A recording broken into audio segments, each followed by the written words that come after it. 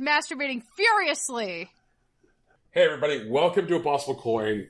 Here in the Spankatorium, I have some nice folks I'd like to introduce you to. In West Texas, Woo! with the most robust collection of pornography hidden in the woods ever known to man. I live in a desert, sir. That means he has to go far for the porn. Rocky Hardy. Hey guys, what's up? How's it going?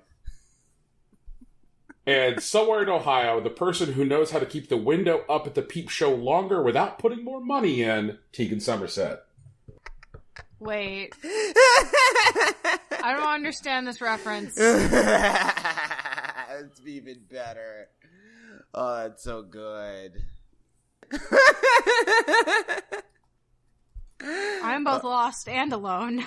All right, Brian, how are you doing today, man? I'm all right.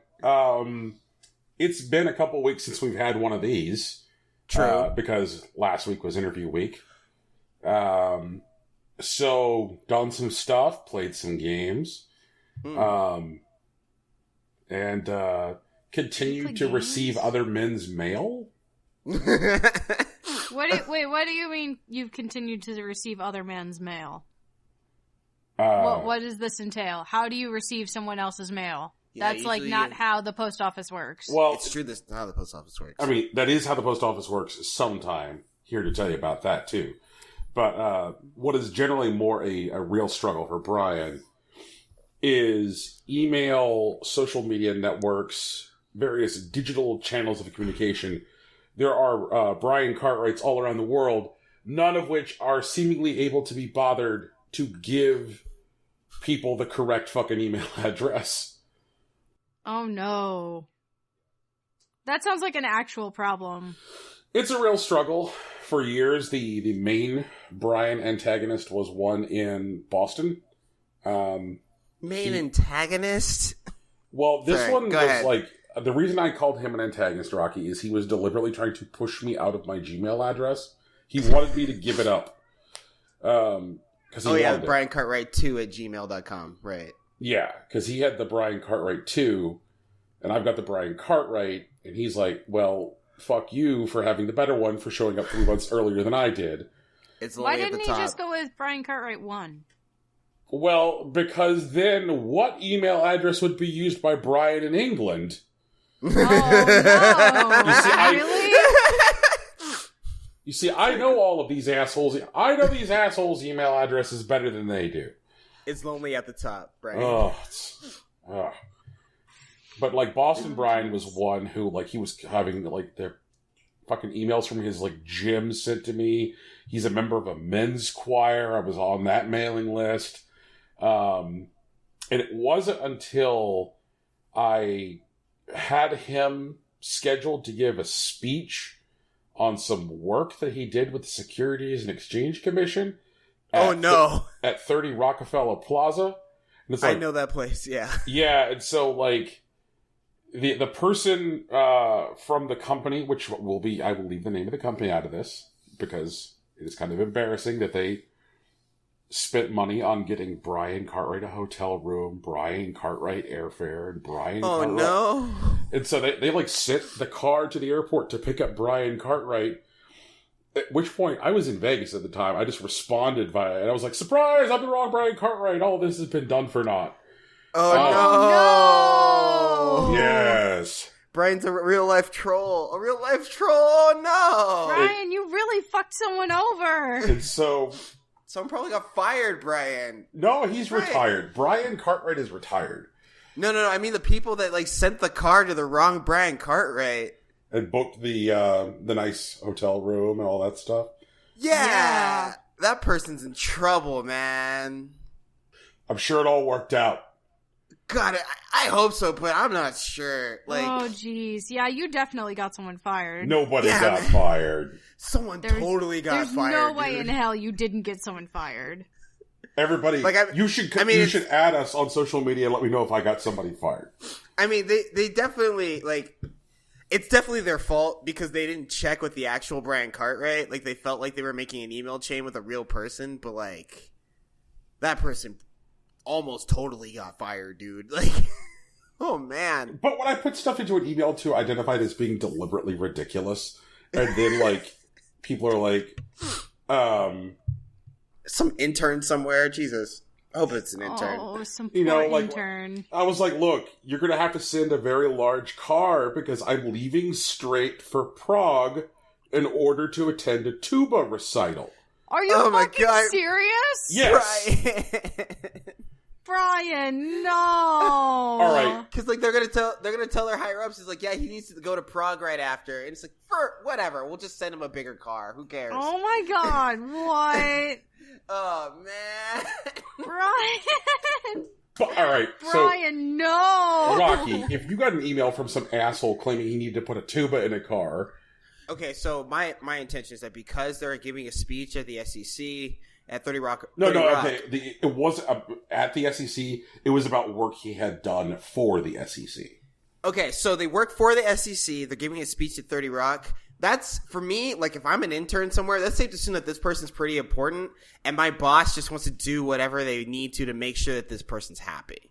That, I'm pretty sure. Like, especially if I'm just some intern. Like, if I'm just doing some summer in this office, and, like, if they told me, Rocky, your job is to make sure that this person gets here and they're happy when they get here. Like, I would have responded to whatever the fuck they said. I would have been laughing the whole time. And if I picked the wrong Brian Cartwright and they didn't know until, like, they didn't show up, I would have been in some real trouble, man. Like, yeah. Like, that's serious problems. That's serious problem territory. See here, English Brian, he pretty much got the message mostly. Why would you do? Did you just forward him a couple emails and we're like, hey dude, this is the wrong. The only one who learned the lesson that way was LA Brian.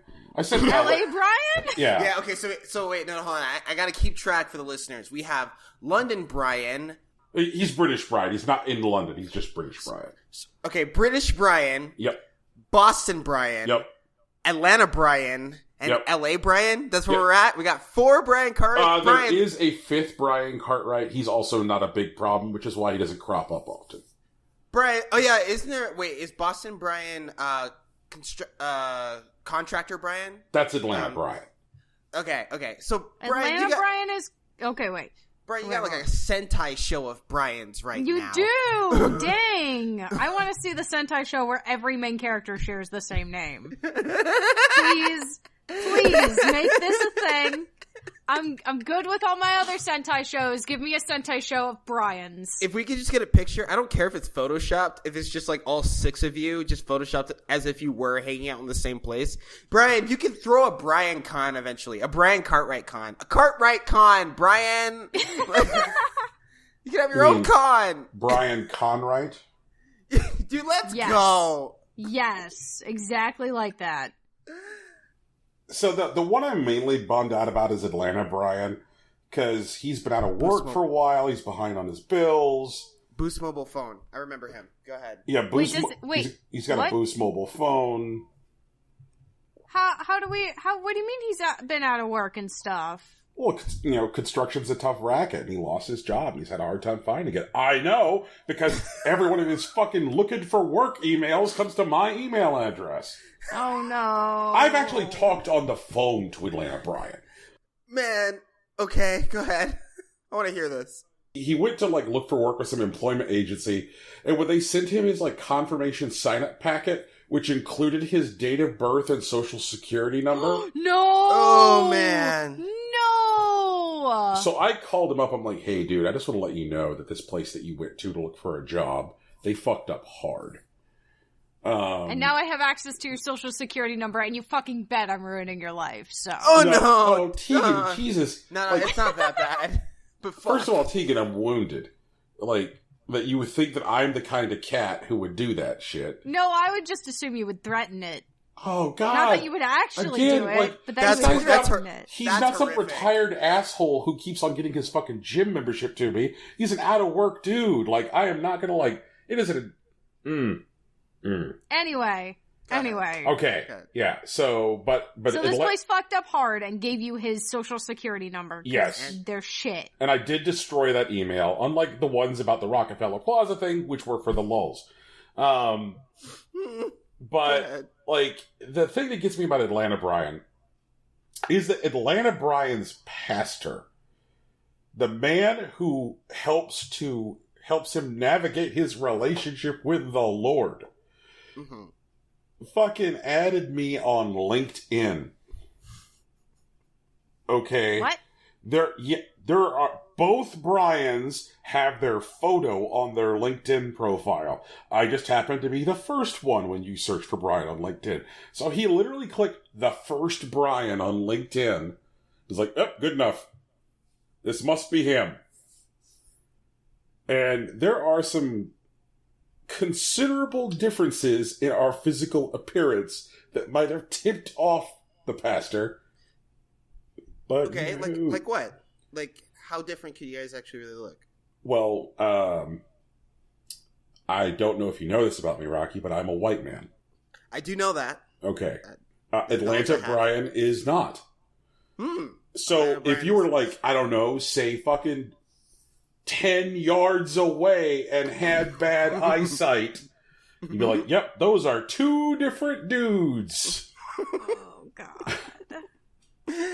Oh, man. Yeah, so that is an ongoing thing. There's been some of that in the last couple of weeks. There's Did always... you email his pastor back and be like, excuse me, I believe you have the wrong Brian Cartwright. Don't worry, this happens all the time. You mean, did I actually remember my LinkedIn password? No.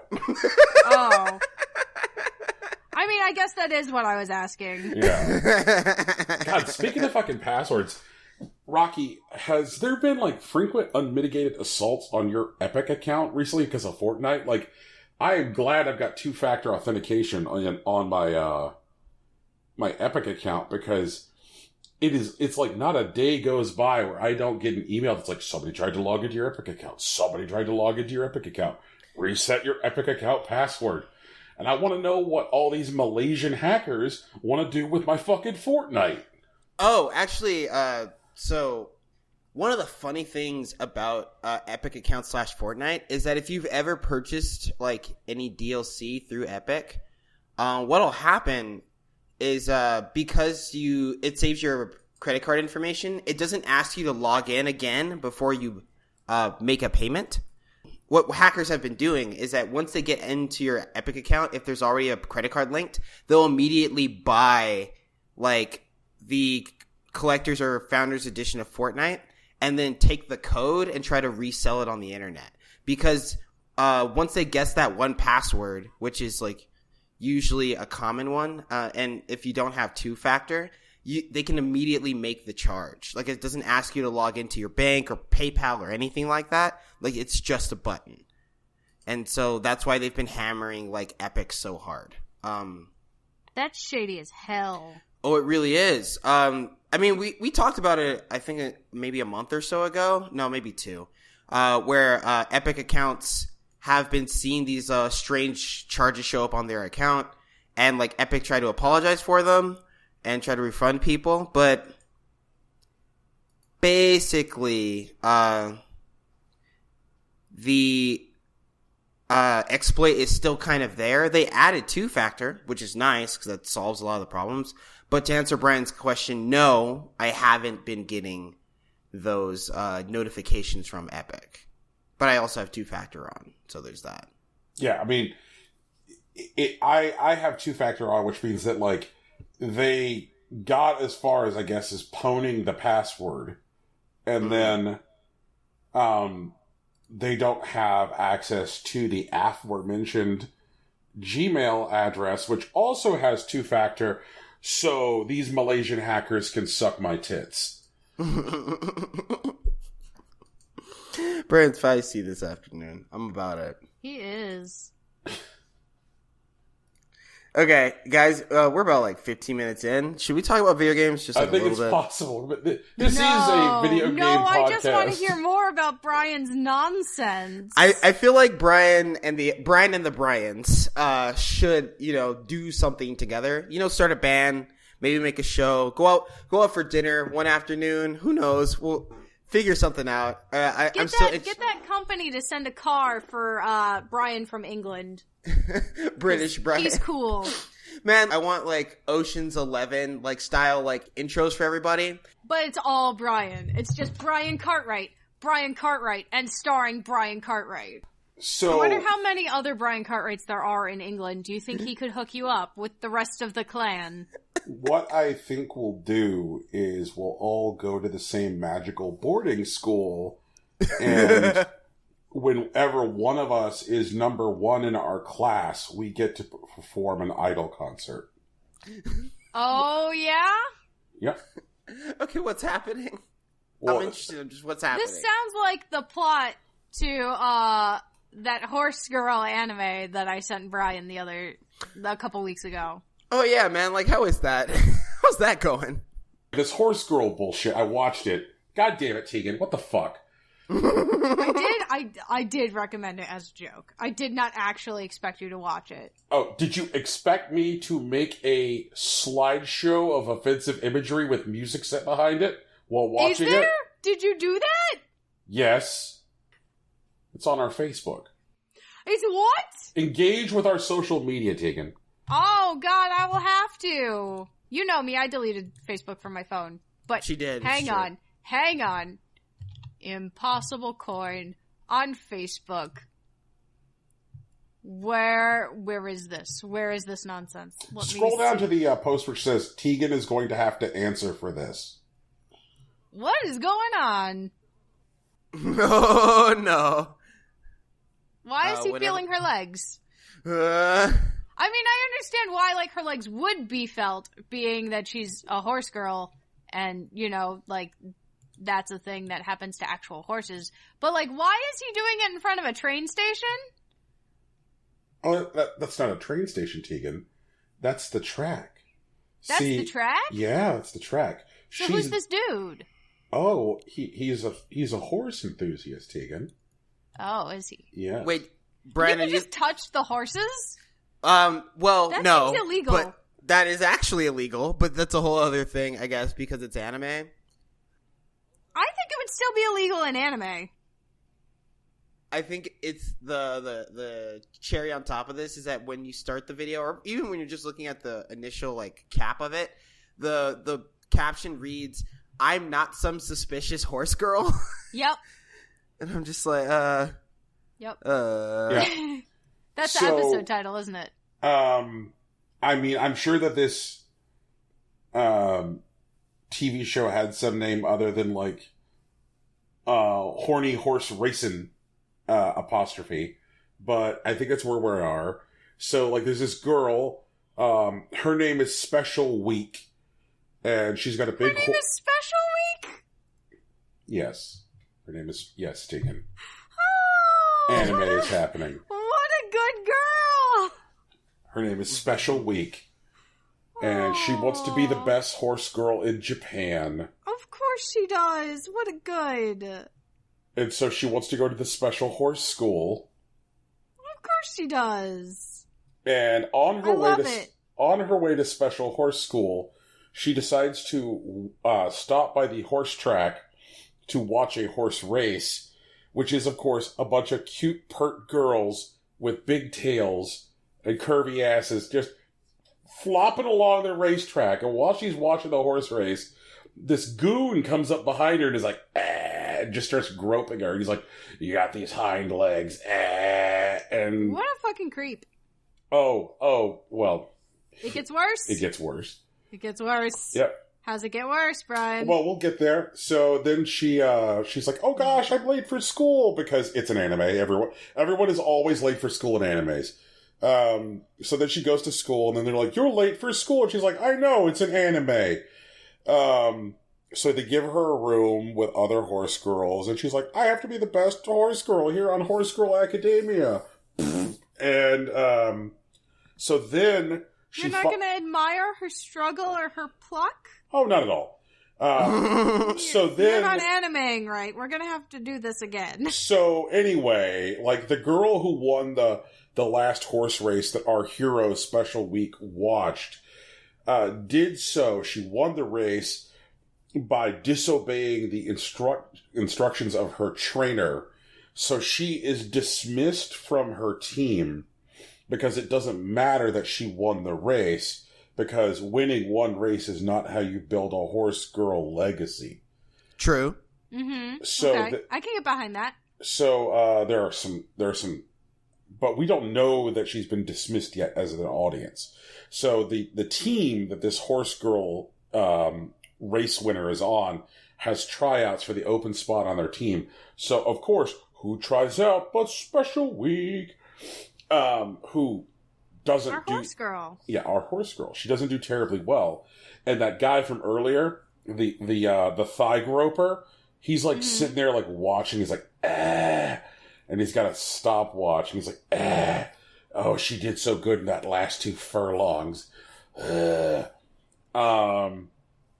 so what happens is Special Week is then kidnapped by 3 people who are wearing these ridiculous outfits. The other horse girls. Well, it's like maybe they're horse girls, but also maybe their mixtape is about to drop. They've got like these. No, they're definitely horse girls. They've got the horsey ears. Okay, is it possible that they could be horse girls and their mixtape is about to drop?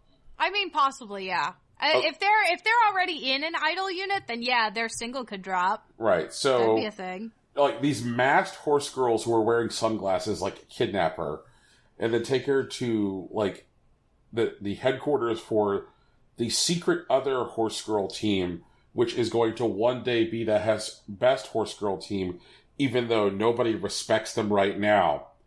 And guess who's the trainer for that team? It's the creep! It's the thigh groper.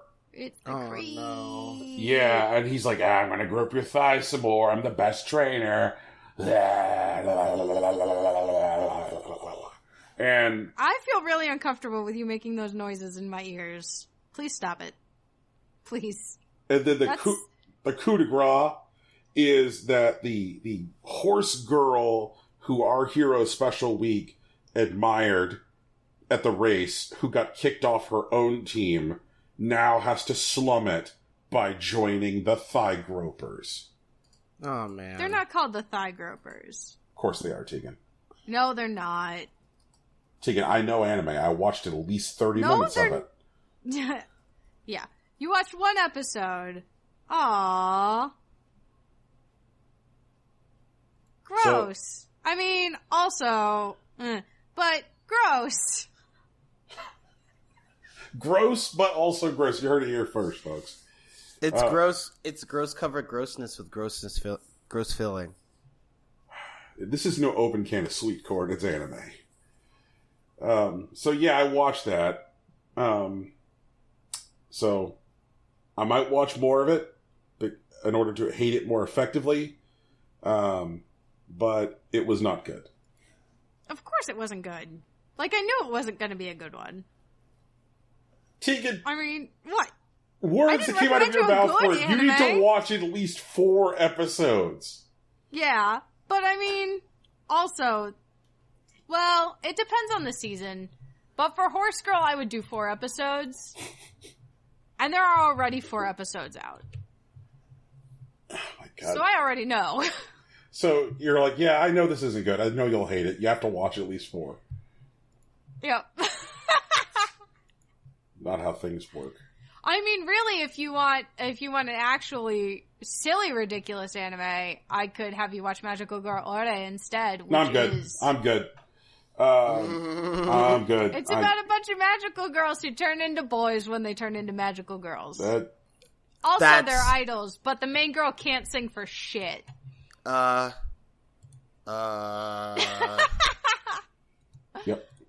Yeah, I'm gonna leave that alone. Yep. It's okay. Slowly. All right. It's funny. You guys want to talk about video games on our video game podcast? Sure, man. That sounds good. Let's do that. Yep. So let's see here. I've got some video games that I've played in the last couple of weeks. I heard about a game called Mirror. There was a article on Kotaku about it, and they're like, what's this this match 3 puzzler which is taking Steam by storm? I was like, go on. I just hated Metropolis Lux Obscura. I could be really into liking a match 3 puzzler right now. And it's ridiculous, like how quickly this game has just taken off like a rocket. This game came out on April 19th.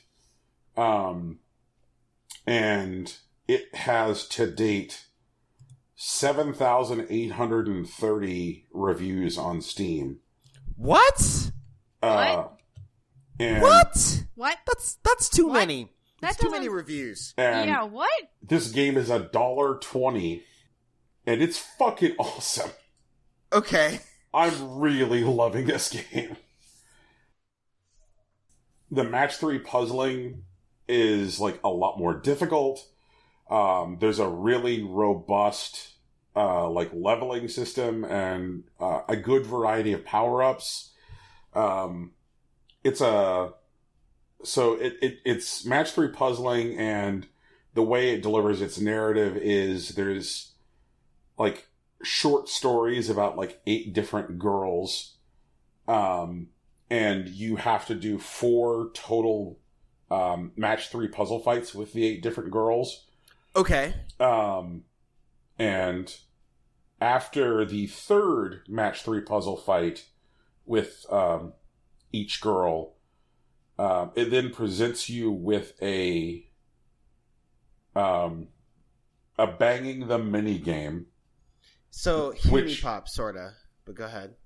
Yeah, but it's different than the Honey Pop banging mini game, which was more match 3 puzzling. This is more like it presents you with like an image of the girl, and you see like 2 like fighting game style power bars. Mm-hmm. And you have 7 moves to fill the power bars through like a combination of touch. You're like, okay, you only have 7 moves. You have to fill both your power bars, or you'll get the bad ending for this short story. Oh shit! I don't want the bad ending. Exactly. So like, but the thing is that the bad endings are also well written. So like, now you're like, shit, I gotta see the good endings and the bad endings for all 8 of these fucking girls. This game is so good. Jesus Christ. I did not expect to like dump like 7 hours into this fucking game so far. 7 hours. It's really good. So far. Does that mean you're intending to play more of it? Yeah, I have not gotten all of the endings yet. Oh. Yeah, because I've had to... Some of the later girls are pretty difficult, so I've had to do some grinding to level, so that way I'm able to do more damage when I do matches. Mm-hmm. Also have picked up a power-up that restores health when I get a match 5. So yeah, like, I strongly recommend fucking Mirror. Like, the art in the game is also, like, really, really good. I've run into this one character so far who I'm pretty sure is either a reference to the work of George Kamatani, or I'm sorry, that's the wrong image. 1 second. Either George Kamatani or Monster Hunter. Okay. Let's see here. I've now dropped the right image finally into chat. This is kind of intense. Sorry, I had to go through so many incorrect images there. And I will put this correct image up on our Facebook. Okay, no, there's 3 images here, and one of them's just like, what's more hilarious is his dick. Ha ha ha. It's as big as a daikon radish. So stupid. Yes, that is from the bad ending of the Jungle Girl, who is the hunter character. Like, you meet the hunter character, and she's out, like, stalking a big monster when you find her. And, like, you ruin her hunt, and so, like, a lot of the plot is about, you know, like, she's like, if I don't finish the hunt, then, like, I don't get to be a hunter in my tribe, and I have to, like, bear children instead. Fuck you. Oh. And so then you find out, like, if you get the bad ending for the the hunter girl, that like her tribe is like small dicks are better. And so like your character is like, oh, he's the worst. He has such a big dick. He's so shameful. Oh god. Yeah, it's such a silly ass game. I have been playing some games which are not match 3 puzzlers with wieners. I played the Swords of Ditto. They're so muscular. What the hell? They're not all shaped like that. There is a range of ladies. The girl who's asking about Anime Expo and the Hunter girl are both very fit. Yes, the Anime Expo girl is fun because she's a time traveler and your character doesn't realize it. So he just thinks she's a cosplayer at a con. And she's actually like a time traveling like general. And so it's wacky. It's a good time. I really like it. I'm going to be sticking it into our November doc, which it'll be, I guess, a good time. Mirrors a well-spent $1.20. So $1.20, huh? Yep, $1.20. Alrighty. $1.20 I can pick up. Started playing the Swords of Ditto. Okay. Which wears its Zelda influence strongly on its sleeve. It's like a top-down Zelda game where instead of having to wait for the next installment to meet the next hero, just every time you die, you are reincarnated as the next Sword of Ditto. Instead of being a hero of time, it's the next Sword of Ditto. So, and the way it always works is there's kind of like a light nod to time-based parameters like Majora. It's like, okay, you only have 4 days to stop Mormo. But in order to stop Mormo, it'll be easier if you destroy Mormo's anchors to our plane in the 4 days before. Now, it has some like persistent things that you keep in between rolls, kind of like Rogue Legacy. But the shape of the map will entirely change, the configuration of enemies, where everything is all different. And you have like a general idea of where you need to go and what you need to do, in between incarnations. You're like, oh, I should probably go to town. Oh, I know I should get these things. The items in the games are called toys. There are toy vendors who can increase them. You can buff your Sword of Ditto with stickers. The stickers can go either on your armor or on your sword. There is a friendly octopus who can combine stickers for you. So that way you have the ability to have more sticker effects because he can turn 2 stickers into 1 sticker. There is a kind of a jerk who runs a local temple, whose way into Mormo, the evil witch. You can buy like evil artifacts from him if you kind of want to buff in a different direction. And it looks like the game looks like Adventure Time. It looks like what would happen if Zelda was processed through the Cartoon Network, which is kind of a fun look. So if you're looking for like a roguelike thing to bang your head against, this is a good one, and it also supports multiplayer, which is wild. Couch multiplayer or like online multiplayer? I have not checked for online yet, but you can definitely have multiple Swords of Ditto going at it at a time. Okay. Which is weird because I'm also playing another game with a strong Zelda influence called Minute, which is where you're a little dude who, once he picks up the cursed sword, is doomed to die every 60 seconds. So you're going around, you're trying to do a thing, and then once 60 seconds elapse, your character dies. So you're trying to do things that will have persistent effects on the world, so that way when you start up, that thing will already be done. Like, for example, there's a gardening glove. And if you can get a hold of the gardening glove before you die, then you have the ability to cut down trees with your sword. And I've already been through just like the core loop of the game a couple times, but I've started exploring out and discovered that there are like areas and quests and adventures I didn't even discover. Going through the core loop, like there's a whole hotel, and the hotel is like, can you find people who will be guests for my hotel? And there's like 5 empty hotel rooms, so like spread throughout the map, there are like 5 characters who I can get to go to the hotel. I found a character who's like, I lost my credit card. Can you help me find it? So there's all these like interesting side quests. And I'm like, okay. And like there's a room you go to at the end of the core loop, which kind of gives you your in-game stats for what you have or have not done. And in the game that you can accomplish the core loop in less than 30 minutes, I've like barely scratched the surface of all the stuff you can do.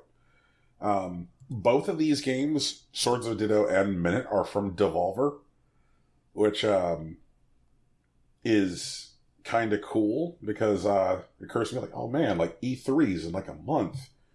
And I can't wait to see what Devolver is going to bring. So it feels like good timing that both of these like came out now. Way ton more of Hearthstone. Actually, that's what I streamed last night. Streamed some Hearthstone. None of you bastards listening watched, but I did it. So, I'll probably be streaming some more stuff, which I can play, reasonably easily from the computer, which means that you may end up having to stare at my giant, massive nugget while streaming, but, like, that's what most people on the Twitch do.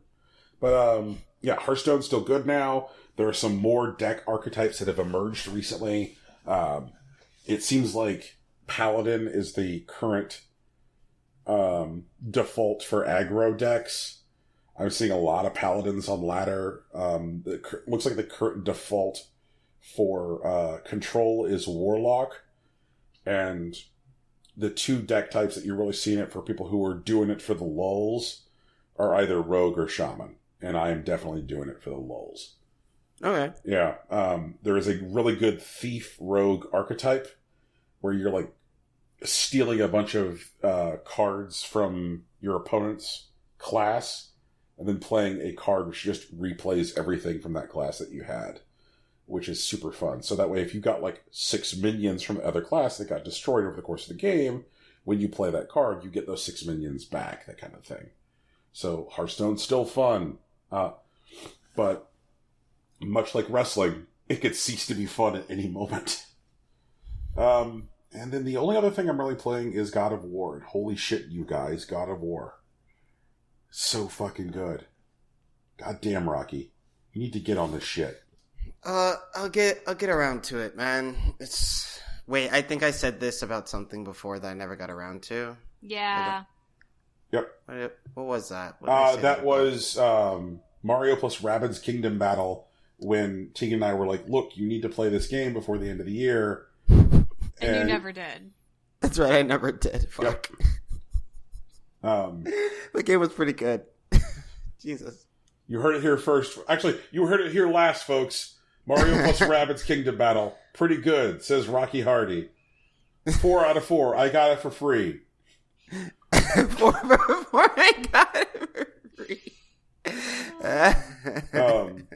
But yeah, God of War is like an immediate contender for like most of our major categories. It's fucking ridiculous how good that game is.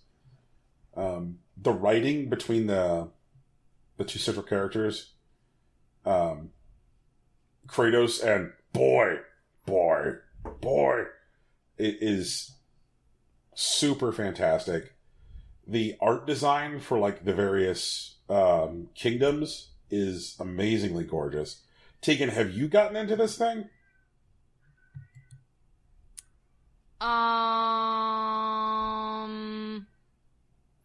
Tegan. Kat's gotten into it. Have you gotten into it? Tegan. Maybe. Tegan, you need to play this game. What? Wait, God of War? Yeah. Yeah, I just don't know how far I am compared to you. We've been to some other realms. We've been to several other realms at this point. Okay. All right. In God of War. In Dad of War. We are the worst father, but we're learning very slowly to be the best dad. I just don't think he's going to pull it out in time. I just don't think he can. I looked up something because I was curious when we first started the game. Because at the beginning of the game, you fight a guy covered in tattoos. That's not a spoiler. That happens within, like, the first 20 minutes of the game. Not even. And Alex was like, I think that's Loki. And I'm like, that's not Loki's style. Like, none of this is Loki's style. There's no way that's Loki. So I looked it up to see who it was, and I found out. And then, like, they tell you right at the end of the fight who that was. So, whatever. MBD there. But then I looked up something else. And so I'm just, very excited for when that reveal comes. And, like, yeah. Yeah. I'm excited. We're in the fire realm right now. Okay. I don't know how far you are.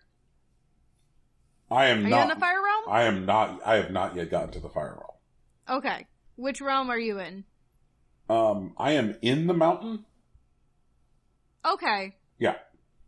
Have you met the witch? Yes. Okay. Yeah. Has she given you the magic? She has. Okay.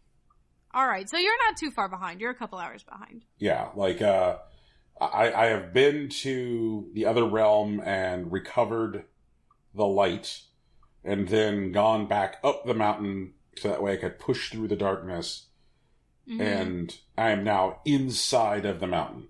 Okay. Yeah. So you're well on your way then. Yeah. Okay.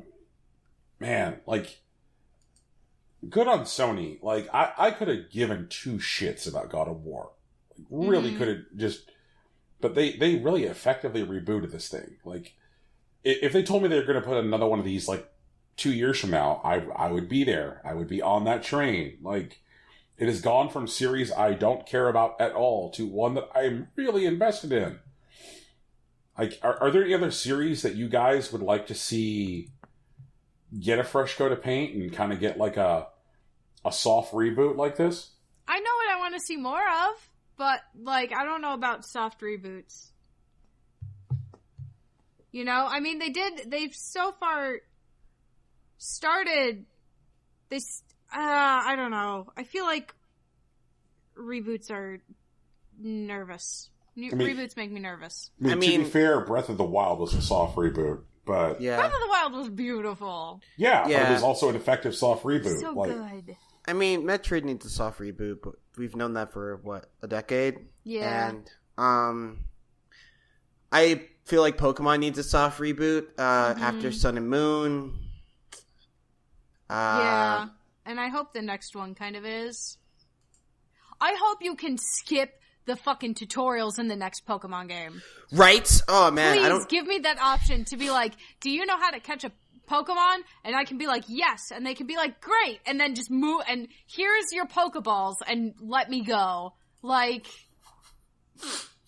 Well, I think one of the big... I know they probably won't do it, but the big deal about it is that, like, Pokemon doesn't want to acknowledge that I'm an adult playing Pokemon. Like, they don't. They don't want to do it.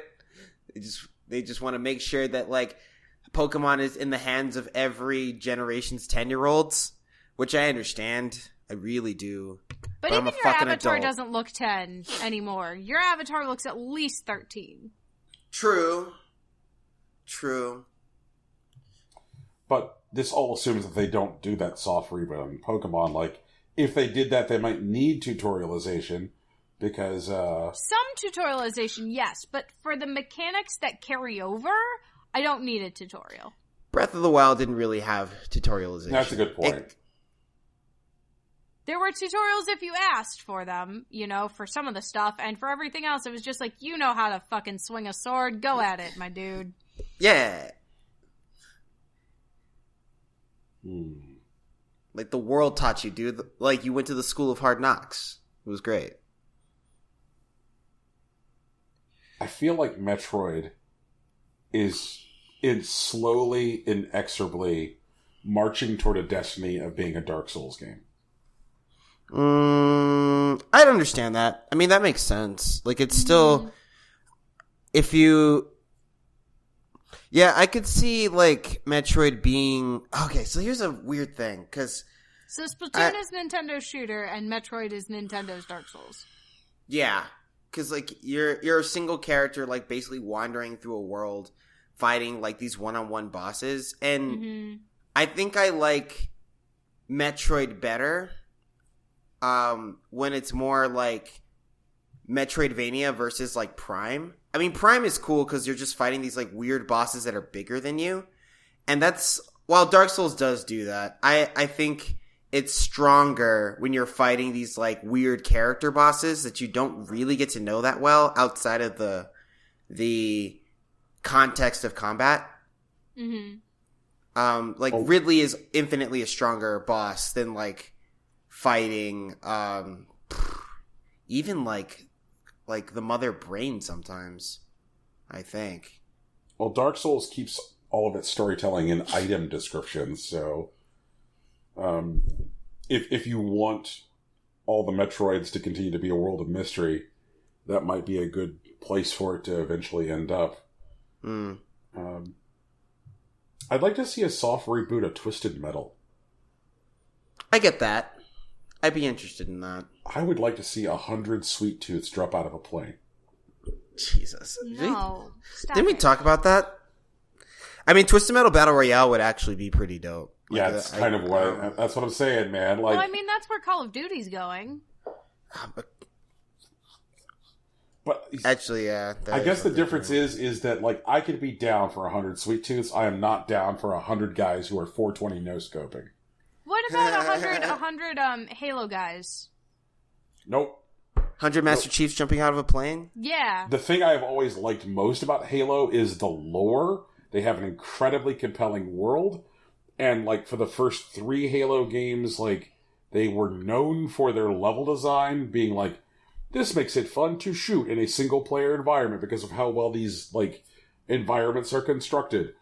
And then, like, once it went over to the new studio, to 343, it's like, alright, level design is less of a thing. So, what I want from Halo is lore and level design. The next Halo game is going to come with a Battle Royale mode. I don't think so. I will drop money on it.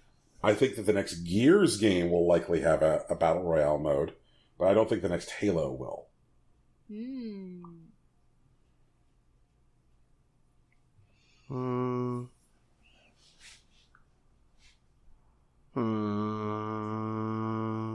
Okay. God of War. You need to play this game, God of War. Rocky. You need to play that game, Rocky. Rocky, you need to play that one. Okay. Just stop yelling at me. So basically what you're saying is one of us has to mail you our copy of the game when we finish. That would actually be cool. If we lived closer together, that'd be easy. It actually would.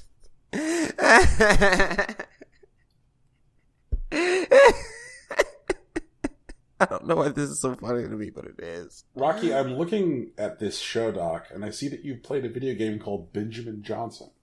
Man, Benjamin Johnson fucking sucks. Does it? Yes.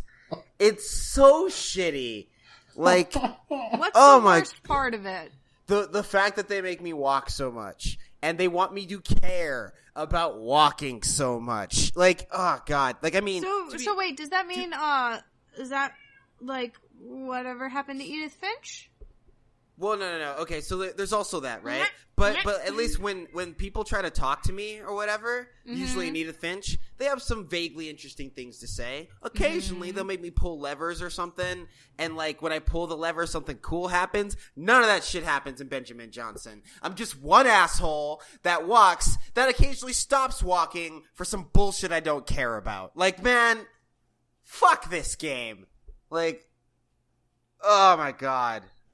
And there was like, and fuck, I think I remember in the fucking description there was a bunch of like bullshit that they were like, hey guys, like, but there's sex and intrigue and like combat and other shit, and I'm like, fuck you guys, like I don't care about any of the shit that you gave me. Why do they make this pseudo M-rated fucking bullshit game? I hate these people.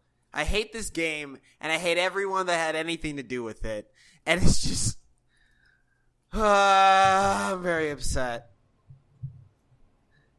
I don't like these people. Like, there are definitely a lot of mini games. This game, the guy that made this game definitely tried to put a bunch of systems to distract me from the idea that his game sucks. But his game still sucks. And I don't like this guy at all. Like, I don't want him to die in a fire. I just never want to hear about him ever again. Is that fair? Is that too mean? So what you're saying, Rocky, is thank you. No, Brian, I am not. I am saying the opposite of thank you. Okay, man? Like, you are like the nail that I stepped on when I accidentally walked into my garage when I was 13.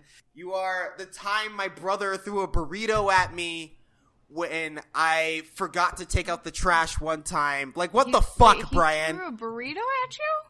My family we have done things to each other. It's fine. It's happened. It's whatever. You say that with the voice of someone who's, like, been thigh groped by, like, your older sibling. Oh, God, that would have been weird. Also, I don't have older siblings, but... Well, that's why it would be weird, because suddenly you'd need an older sibling. Yeah, I don't know. We'd have to retcon that shit. Oh my god.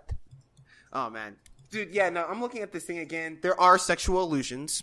There is violence in this game. There's also foul language and partial nudity. And there is gambling with real currency for some dumbass reason. Like, I don't understand. So this game asked you to spend money and gamble? Yeah.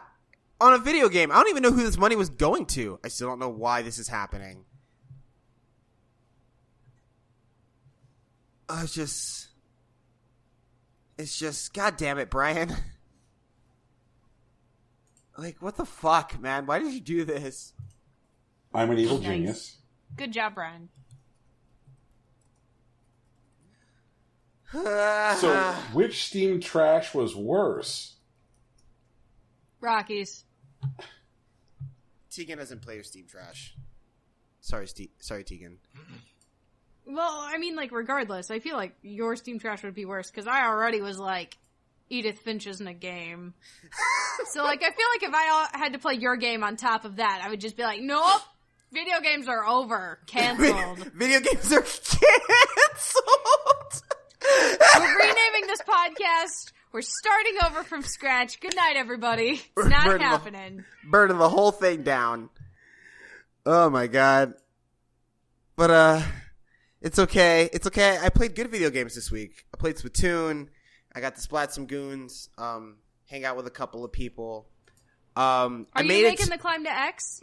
I'm slowly getting there. Like, I am an A- tower control player now, and a B+ clam blitz player. Ooh. Like, Rainmaker is still weird. I feel weird about Rainmaker because it's one of those games where, like, I feel like I have to do everything to move on, and I don't feel like that's how this game should work.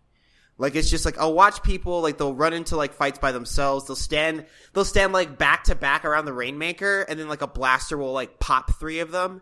And I'm just like, why are you all standing so close? Or, like, but, like, occasionally I will just, like, solo push the Rainmaker and then, like, get the win. And, like, that's how I have to win. And it's just, it's so goofy. It's so dumb. Splat Zones is a bit more manageable, but I haven't made it to B+ yet. But I'm interested in getting to X just for, like, the Wakanda gesture. Mm-hmm. I would like to be X before, like, the expansion comes out. So that's like a low key goal. I might actually get a capture card just so I can stream Splatoon to have an excuse to play it more regularly. Because also I find myself holding back on content on Monster Hunter Worlds for Monster Hunter Mondays. Like, I did the raid with Kolbaturoth, and now I have a fully golden set of armor, and I have, like, some pretty good relic weapons. Like, I got some paralysis blades, some poison blades. I got some fire blades that are better than, like, the second best fire blades that I have access to, which is nice. And I've got some really good screenshots. Like, I got, like, Last Hit, where, like, you cut the horns off. And it really is like a raid boss. Like, it's this giant, like, lizard-looking thing that's covered in gold. And then you break the gold on her. And then she's just, like, running around, in her birthday suit or whatever. And then you chop off her horns, and then she leaves. And then you get to carve the horns. But stuff like Dante came out on Thursday. Yeah, like, Dante's finally live, like the Dante Charge Blade and the Dante, like, set. Or I guess it's just Rebellion and, like, the Dante skin. But I'm definitely saving that for Monday, even though I could have ripped through it on Thursday and that would have been it. So I might start streaming other stuff because, like, I'm actually slowing down my Monster Hunter consumption, which in some cases is for the best, but also I kind of just want to play my game. The community can breathe easy again. Yeah. Yeah. So is one of the games that you've been playing Extinction? Oh, yeah, that's right. I have been playing Extinction. Like, Ogre Slaying is dope. I am definitely, like, a sap, like, because there are a couple of ways to, like, build your meter to, like, cut off limbs. You could just straight up run off to the monster, but sometimes, like, you don't build enough meter by simply, like, cutting off its limbs, so you have to do other stuff, like fight the minions or save people. And I actually prefer saving people. Like, I get, like, how, like, the combos work. Like, Lang was right, the delayed, like, button presses is how you can contextually form different combos, and that's cool. Like, I think it's really interesting from a design perspective. Mm-hmm. I'm not sure if it's super fun to, like, play. I generally prefer, like, killing the minions or beating them away just long enough for me to save people, and then going to kill the ogre. But the ogre slaying is actually pretty fun, and the way that they design, like, puzzles, like, for, like, each ogre. Well, like, not design puzzles. It's definitely randomly generated. But it's just, like, you'll get to, like, a certain one that has, like, the bright steel, like, greaves, so you can't cut off its legs.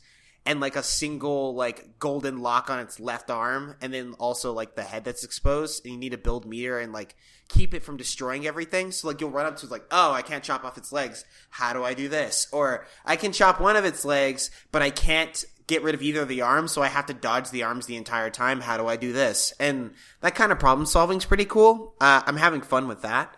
And I haven't spent a lot of time with the daily puzzles because I've just been doing the story mode and trying to get all the achievements. So that's been fun. I've been enjoying it. I hope more people get to play this game. It gets more support. Gets, like, some more diversified content. Well, to that point, I think that at the end of this episode, we're going to tell some people how they can win a couple of copies of this thing. Sounds dope. More people should play this game. Tell us how you think about it. How you think about it. How you feel about it. Tell us how you really feel.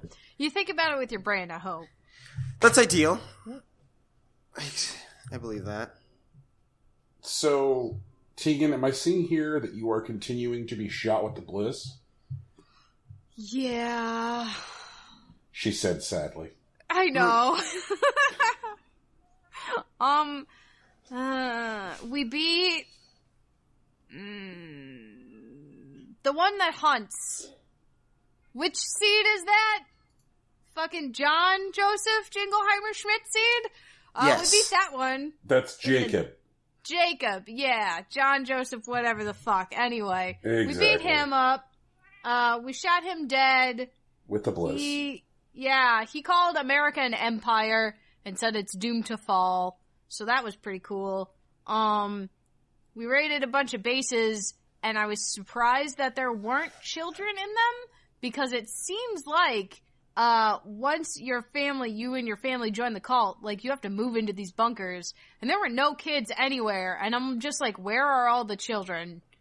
Like, this is something that's bothering me. We're also real annoyed, I say we because there are two of us, that, like, every fucking 7 missions, or 7 objectives that we do, we get captured. It's real annoying. I'm bored. Yep. I'm tired of being, like, and the entirety of the game hinges on you being captured and, like, escaping through stupid means. And I'm,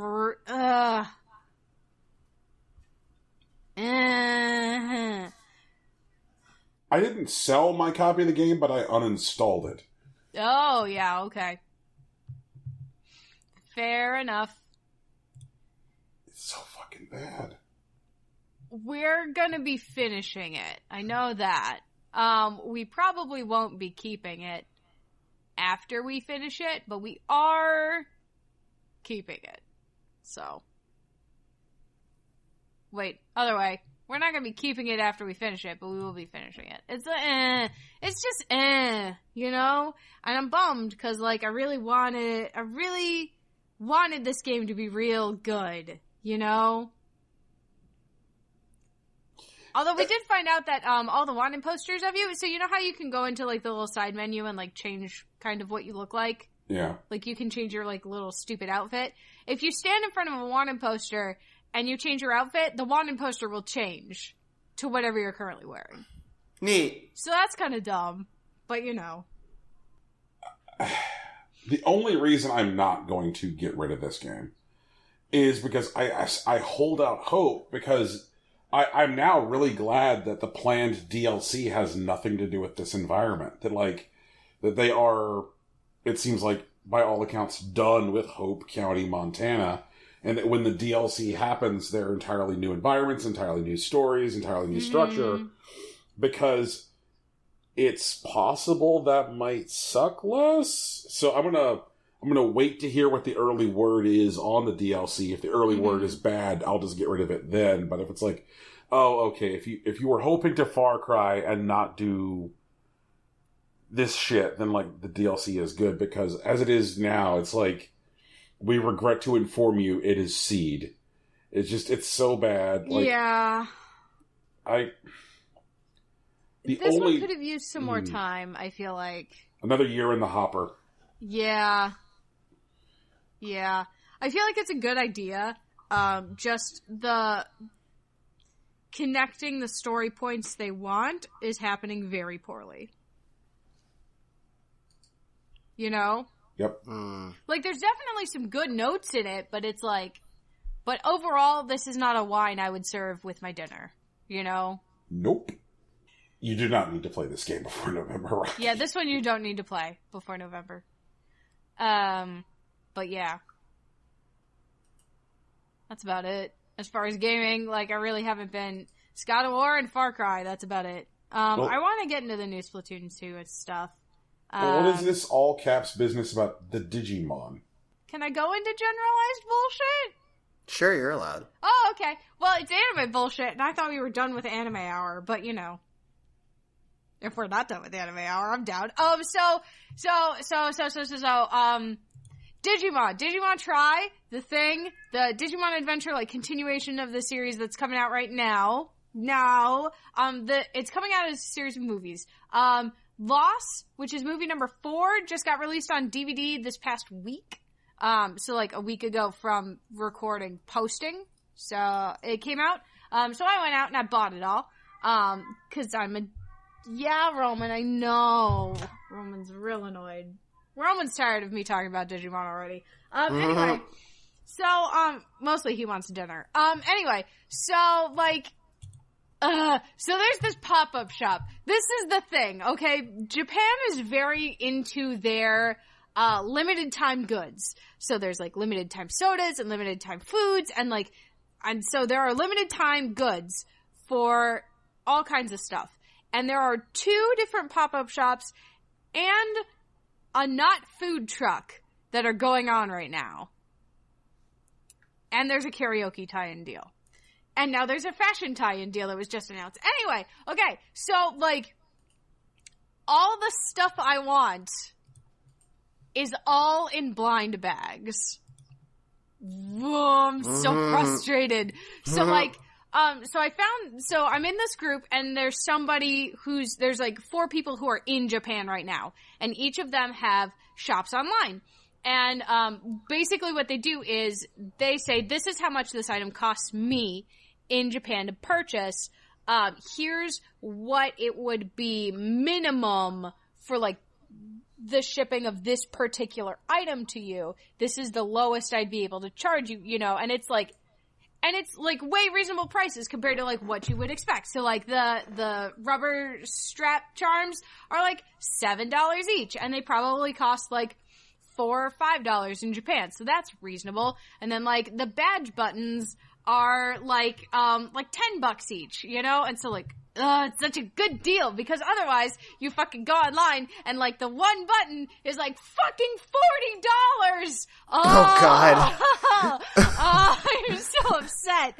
Anyway, so they released right before these shops opened. They were like, oh yeah, we're gonna do some new merch, whatever, blah blah blah. Anyway, so they released the art, okay, and it's all the kids in hoodies, and the hoodie designs are based off their Digimon, and they look so fucking cute, and I'm real upset because I want them so bad, but, they're in blind bags, so there's no guarantee, like, even if so what she does is, like, so you get, like, they're $10.50 each, okay, which isn't so bad, so she goes and she'll see, like, okay, so 8 people want 1 badge. So I'm gonna buy 8 badges. They're all blind bags. I can't tell you what character I'm gonna get.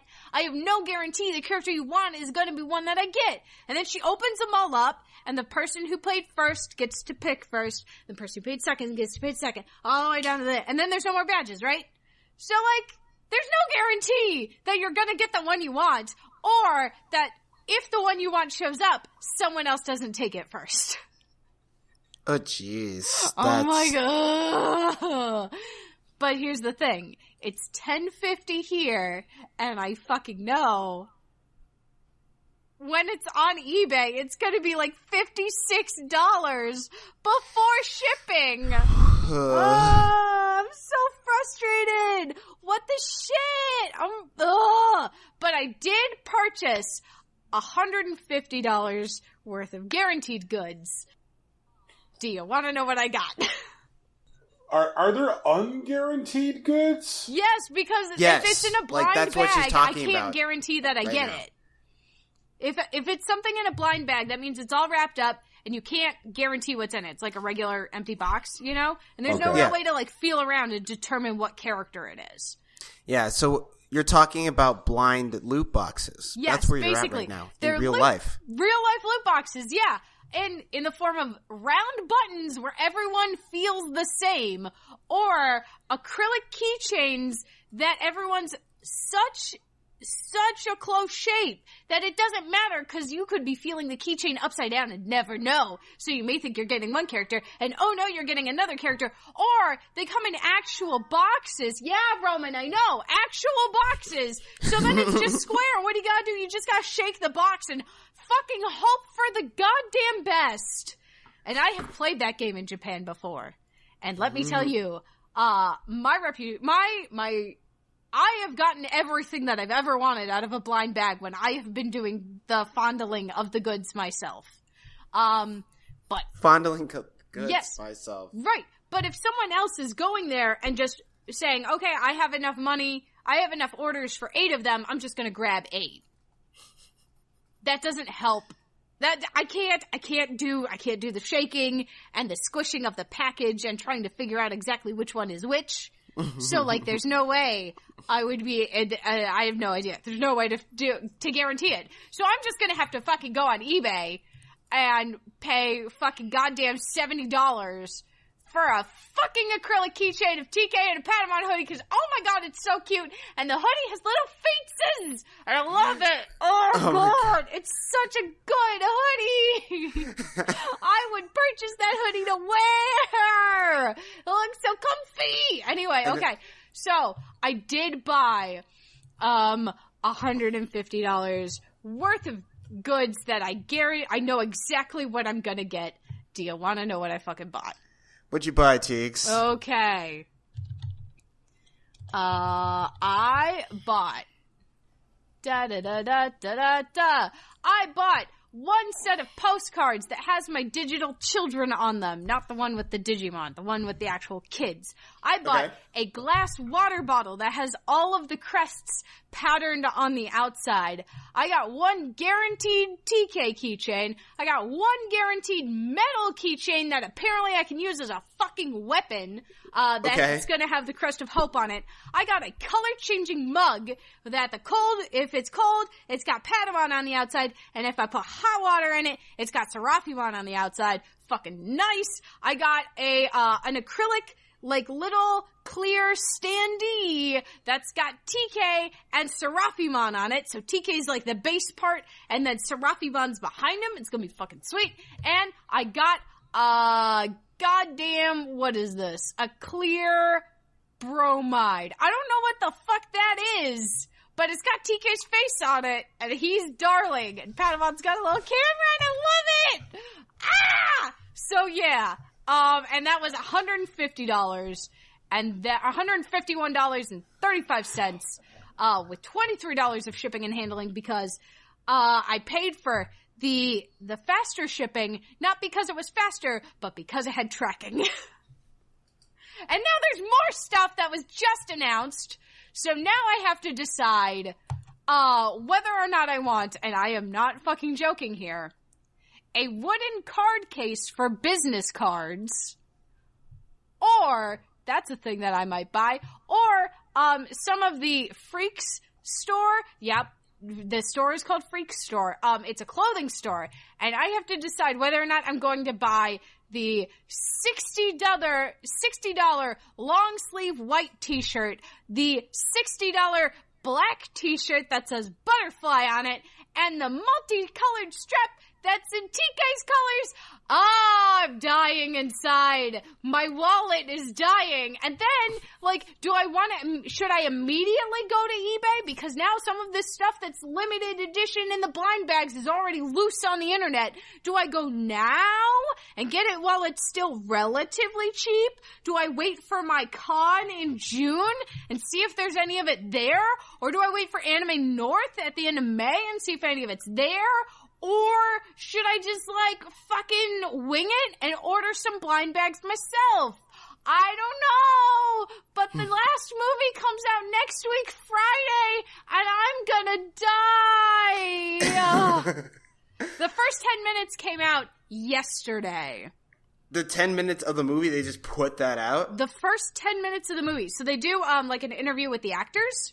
Uh-huh. And they did the first, and they show, so like they do some of the talking in the actors, how was all the recording, blah, blah, blah, da, da, da, da, da, whatever. And now we're gonna show you the first 10 minutes of the movie, and then we're gonna talk about it. And so, for the last one that they showed the first 10 minutes of, they cut actually the first 10 minutes of the movie because it had a huge spoiler in it, and they just picked up where we were left off in the last movie.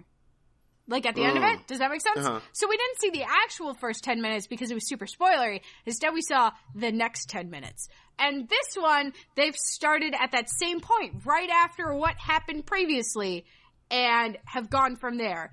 And I watched this, like, literally 10 minutes after it dropped, so the sound quality was real shit because it was somebody recording the audio through the speakers of their computer into a microphone and then back in, and they don't know how to clean it up or anything. And not subtitled because it was broadcast for Japanese audiences exclusively, basically. Uh-huh. So I had to use my Japanese knowledge and be like, can I figure out what they are talking about? And, like, I probably got 40% of it translated absolutely correctly in my head. And maybe another 30% that I'm iffy on, but I think I have the gist of it. And, like, I'm gonna die. I'm gonna die. Saturday, I'm gonna be a screaming mess. So, there's that. It's Saturday right now, Tegan. No, next week's Saturday. Next week's Saturday. It's not Saturday right now. It's Wednesday right now, Rocky. It's Wednesday, my dudes. It's Wednesday, my dudes! I don't know, Rocky. I think the claim I'm going to be a screaming mess on Saturday checks out. I seem to be a screaming mess on Saturdays. Saturdays are my screaming mess days. So like, and then they also announced a fucking like 1-to-1 scale Gabumon plush. Okay. Dude, he a big boy, and you can hug him, and he big all around, and I want to hug and snuggle him, but he's like $126! And he's limited release too, so not only is he like $126, but if you get one over here, you know, at like a con or something, you know they're gonna fucking mark that shit up to like $300. True. I'm not cool with that. And I still have to order my Taichi Amor Greymon figure that's like fucking the size of my Yeti microphone in height. And my fucking Yamato and Metal Garurumon figure, which is like probably the size of a medium-sized hamburger. Like, where am I gonna display these boys? I don't fucking know, but I need them because the little Matt and TK brother figure went up to $126 goddamn dollars! And I need it! I'm trying to pay off my credit card, but Digimon, please! And I have to do it now because you know they're never gonna release shit for Adventure again. No, they're not. It's gonna be like another goddamn 20 years. It'll be 20 more years I'm gonna have to wait. And then I'm gonna be like a 90-year-old woman waiting for my fucking Digimon merch and freaking out. And that's not as cool as when you're like in your 20s. Because Tegan is currently 70 years old. Yeah, I was gonna say, I need to do some long division here. It's okay. Rocky, do you have a sharpened pencil I might use? Honestly, I only do my math in pen, dude. Really, I'm like 12, so it's okay. Like, it's cool now, but like, once I'm an adult, once I cross that threshold in November of actual adulthood, That's what happens. Cool Tegan anymore. becomes an adult in November when she turns 71. That's where we're at. Because as we know here, folks, 12 plus 24 equals 97. Yeah, basically. Yeah, that's my problem. Oh my god, my mom's a math teacher. She'd be so upset. Play just this segment for your mother and see what she says. Oh man. I promise I'm good at math, Mrs. Rocky's mom. And everybody else, we promise you that Tegan did not eat all the drugs. No, I didn't eat any drugs. I didn't eat any drugs. I did eat a new orange food today, though. Right, that's what I was going to bring up. What is this mystery orange food that you're eating, Tegan? It's firecracker shrimp. Oh, that's actually really good. Whoa, hold the goddamn phone here. What? You preface this bullshit during show prep with, I ate a new orange food. Yeah. ... It's healthy. Yeah. Shrimp is healthy. Right. Well, really healthy. All right, Tegan. Yeah. Shrimp is really healthy. No. Tegan, very healthy for you. Whatever you got sprayed down with some goo from the Panda Express. No, it wasn't the Panda Express. It's a Chinese place that's nearby. No, I know that. I know what a fucking Panda Express is. No. I'm saying that you got the firecracker shrimp from the Chinese place. No, I didn't. I didn't. I got it from, like, the faux fancy artisanal place. So it wasn't even sprayed down with goo. It wasn't like, there wasn't a ton of orange on it. There was, like, some light little bit of breading. And then there was, like, just enough sauce. Not enough sauce that, like, it even dripped off all the shrimp. It was just on there. It was good. It was spicy. God damn it. Yum, We have, yum, like, a yum, whole yum, page yum, of actual yum, episode yum. titles right now. Like, it's a whole page. Well, just because I had fucking firecracker shrimp. Jesus Christ. It was good. But I said, the sauce was orange. So that's a new orange food. But it was a healthy orange food. I just love it bearing the lead, like, this light little bit of breading, just like, yeah, your shrimp McNuggets. No, they weren't McNuggets. They were still shrimp. They were still shaped like shrimp. And honestly, the breading mostly fell off when I picked it up with my fork, but the sauce was still there, and so it was still orange. You went back for that. You went back for that breading. Admit it. I mean, I'm a girl, and I hadn't eaten all day, so yes, I went back for the goddamn breading. But the breading was basically optional. Jesus fucking Christ. Tegan, what does Tegan went up on a Tuesday mean? I don't know what went up means. Rocky, were you making me sound hip and cool? I was trying, but I was trying. Nice! Yeah. But because Tegan had a Drunk Tuesday story. I did have it. I did. I drank on a Tuesday. It was a bad work week. It was a real... they had to kick me out on Friday, 3 hours into my shift because I hit the maximum amount of overtime they could bill me for the week. Oh, God. Yeah. All right. It was a bad time. I read 200 documents. They have to go live online on Tuesday. So they'll be up before the show goes live, but they'll be finalized. So keep an eye out for those documents, guys. No one will see those documents. If you do see those documents, hi, we all work at the same place. And I do my best, I promise. I do my best, I promise. I'm trying my hardest for you. We have more than a page of titles now. My field team people, I'm trying. Anyway, so I came home and I was like, is drinking on a Tuesday a sign of stress? I'm asking for myself. And then proceeded to get some ice and just pour myself a full glass of Di Serono. Jesus H. Christ. I drank it all without eating dinner. And then I went back for another one. Wait. What? That's kind of intense. You just drank a fucking glass of tea. What are you, Rick James? I didn't drink one glass of Di Serono. I drank 2 glasses of Di Serono on ice.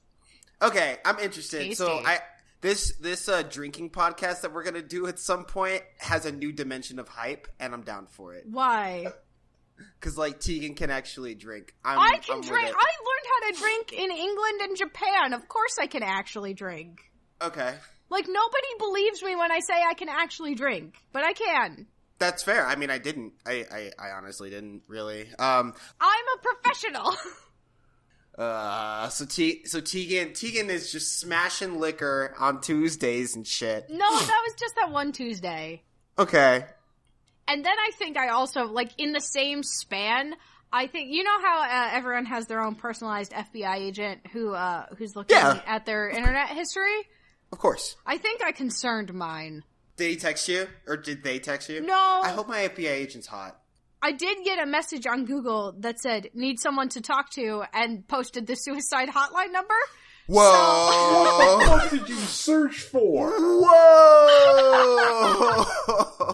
I was on YouTube, okay? And what happened? Oh, I God. typed my favorite thing to look at on YouTube when I'm drinking, animation memes, which is 30 to 45 seconds of animation loops that people do to practice animating. And a lot of times they're too remixes of different songs, or they're a lot of people do Bo Burnham's Left Brain Right Brain with different characters, stuff like that. And so I went down this long road. First, that was I found one Doki Doki Literature Club animation meme, and then I watched 6 more of them, and then to all different songs. And then my YouTube was like, hey, you haven't listened to this Vocaloid song called My R in a while. Do you want to listen to that? And I was like, fuck yeah, I do. That's a good damn song. And then I watched 30 of those. And the problem is that song is literally about talking yourself into killing yourself. Oh, God. So then, I was like, okay, cool, whatever. And then I was like, oh, I gotta do this thing. So I opened up a new tab, and the Google homepage shows when you open a new tab in Chrome. And at the top it said, need someone to talk to, and listed the suicide helpline. And I was like, I'm good, but thanks for looking out for me. I'm just having a good time here watching fucking animatics and animation memes. Jesus. But Oh my God. Hi. Tegan unlocked the bad internet. I didn't unlock the bad internet. I still haven't been to 4chan or anything. Wait, you really haven't ever been to 4chan? Nope. I was told I wasn't old enough for that part of the internet, so I never went. Man, no one's old enough for 4chan. Well, you just fucking go. see? Like, shit. No, I've never been to 4chan or 2chan or anything else. I don't Or think 8chan, actually. I don't go to any bad websites. I'm a good girl. I mean, I guess I look at YouTube videos about songs about suicide, and then, like, my personalized FBI agent goes, "Are you okay, Tegan? Are you sure you're all right?" And I also wrote a bunch of shit, so that was fun. Let's see. Yep, that was I went up on a Tuesday and concerned my FBI agent. Okay, guys, we're supposed to be doing something. What are we doing? What's happening? Oh, we are breaking format in order to capture the interest of the kids today. Oh, God. You mean I didn't capture the interest of the kids today with my rant about binge drinking on a Tuesday? Oh, shit. It was 2 glasses, Tegan, but still. So if you're still with us... It's about the kids. It's about the kids. The children. The youth on the Twitter. The youth. Yeah. The Twitter is all youth. No. If you're on Twitter, you're a youth. Congratulations. Or a white nationalist, one of the two. God. Hey, man, there's some really good people on Twitter. Whatever, it's fine. We're not doing this today. All right. Can you So tell me anyway. what happened to Kanye? We will talk about it to me? later. Tegan, we will talk Tegan, about Kanye we need later. to table Kanye. We don't have the fortitude for this nonsense. Are you sure? I could get the booze right now. It's in my liquor cabinet behind me. Tegan, no. sit down. I Tegan. can start. No more yard sales for Tegan. Jesus Christ. Oh, I'm so cold. So... It's raining and 45 degrees, and I sat outside for 6 hours. I'm cold. That's okay. That just seems ill-advised. We need to do this, guys. Come on. Okay, so the youth are doing a thing, right? Like a Yes. film struck 4, but not? It's a Game Struck 4, where you pick the 4 video games that you feel is most indicative of your video game experiences and formative to yourself as, I suppose, a gamer. Okay. I don't like using the word gamer anymore, but that's a whole other thing. Yeah, I suspect that most of the people who use that word think that calling yourself incel is a legitimate choice. But, Dude, I'm actually upset at insults. We're not doing this today. Whatever. Come on, What? we gotta Okay. focus. What does that mean? all right. Wait, what? Okay, Rocky, will you type out a definition for whatever you just said, please? Sure. Because I'm lost again. Sure. Brian, keep talking. So anyway, because this has gotten so much focus, we wanted to kind of pause and share our personal Game Struck 4s, so that way, you could add us and tell us that we're great or terrible. Your mileage may vary. Looking at our various Game Struck 4s, I feel like mine is nowhere near the hippest or coolest. But you can judge us yourselves. So who wants to go first? I'll go. It's Okay. fine. I'm pretty confident in mine. I definitely started backtracking over a couple of things, but I realized my heritage was birthed and boiled in Nintendo. That's just how it was. And my Game Struck 4 is Star Fox 64, Harvest Moon 64, Paper Mario, and Pokemon Gold. Star Fox 64, which Brian hates for some weird-ass reason, is the first game that ever inspired me to mastery. I was embarrassed the first time I played Star Fox 64, and I spent a lot of time deciding I'm going to be good at this game, and now I'm just the best Star Fox 64 player in the world. Don't at me. That's where we're at. I play it, I think I still have an emulator on this actual computer. I've played every version of Star Fox 64, even the DS one. And the DS one, I roasted it in 45 minutes. I actually got all the badges when I ran through it on 3DS. And then I traded it in immediately. Mm-hmm. But I remember the first time I actually played it was I had just gotten Nintendo 64 for Christmas, and my older cousins from Dallas came over, and they brought a couple N64 games, and one of them was Star Fox 64, and I was like 5 at the time, if I remember correctly.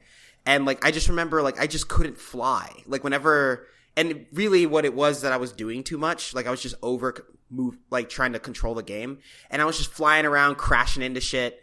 And then like after they left, like the 3 days that they spent with us, like I made it a personal mission. I'm going to find and defeat this game. This is going to be my game. And now it is. Like I got it that Christmas, and like I spent a lot of time with it. I've done like perfect badge runs. I've done single laser runs. I know where I have thoroughly mastered this game. Like this game is something that if I could put on my resume, I actually would. Like, cause I know this game inside and out. I've thoroughly taken it apart. And I like that was one of the games that were definitely formative in the sense of like understanding how I could interact with games. Like I can play with games to like have fun, but I can also play a game to like master it, which was important when I interacted with games like the Souls series or even like some of the thicker like RPGs. The next game was Harvest Moon 64, and that was a game that I realized now my dad just got me on a whim. Like, cause occasionally he would just like come home like, hey, I got a new N64 game. Here you go, son. And like, it was a farming simulator, and I remember thinking at the time, like, why the hell would my dad get me a farming simulator? What is this for? And then I remember playing through it, and I was definitely an inefficient farmer. I didn't know how to space my crops. I barely took care of my animals. I wasn't really talking to like girls and finding a wife or whatever. There was one girl, Karen. She was a purple vest. She has brown hair and blonde highlights, which still potentially colors my taste in women today. Like it's actually a problem. There you go, ladies. If you want to please Rocky, cosplay Karen from Harvest Moon 64. So, please is the don't. one that got away a Harvest Moon lady? Yes. Yeah! So when I first played it, right, there's a system in the game because there's 5 like eligible bachelorettes that you can like potentially woo, and there are guys in the game that will basically woo them in your place. And the first time I played Harvest Moon, I know that Karen's favorite thing was like berries and grapes because her family owned a vineyard. I knew that she worked at the bar during most nights, and I would only occasionally go see her, you know, like I'd see her every once in a while. If I found a berry, I'd bring it to her. And I figured that was enough. It was not. 2 years into the game, I got a cutscene where like Karen wanted to see me or something. And like she was saying goodbye to like her mother. She was getting on a boat. She was going to the big city to like pursue her music career.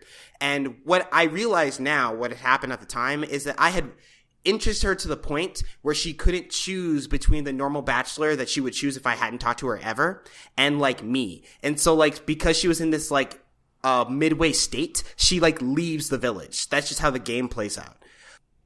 So like I was really heartbroken when that happened. No. Like 6-year-old me was just like, wait, no, she's gone, but what do I do? Like, why am I playing this now?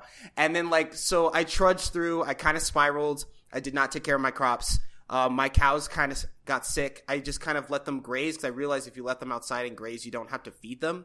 And then there was a couple of days where they got sick because I let them out in the rain. There was one day when there was a tornado going on and I lost like 3 cows and 6 chickens. It was a time.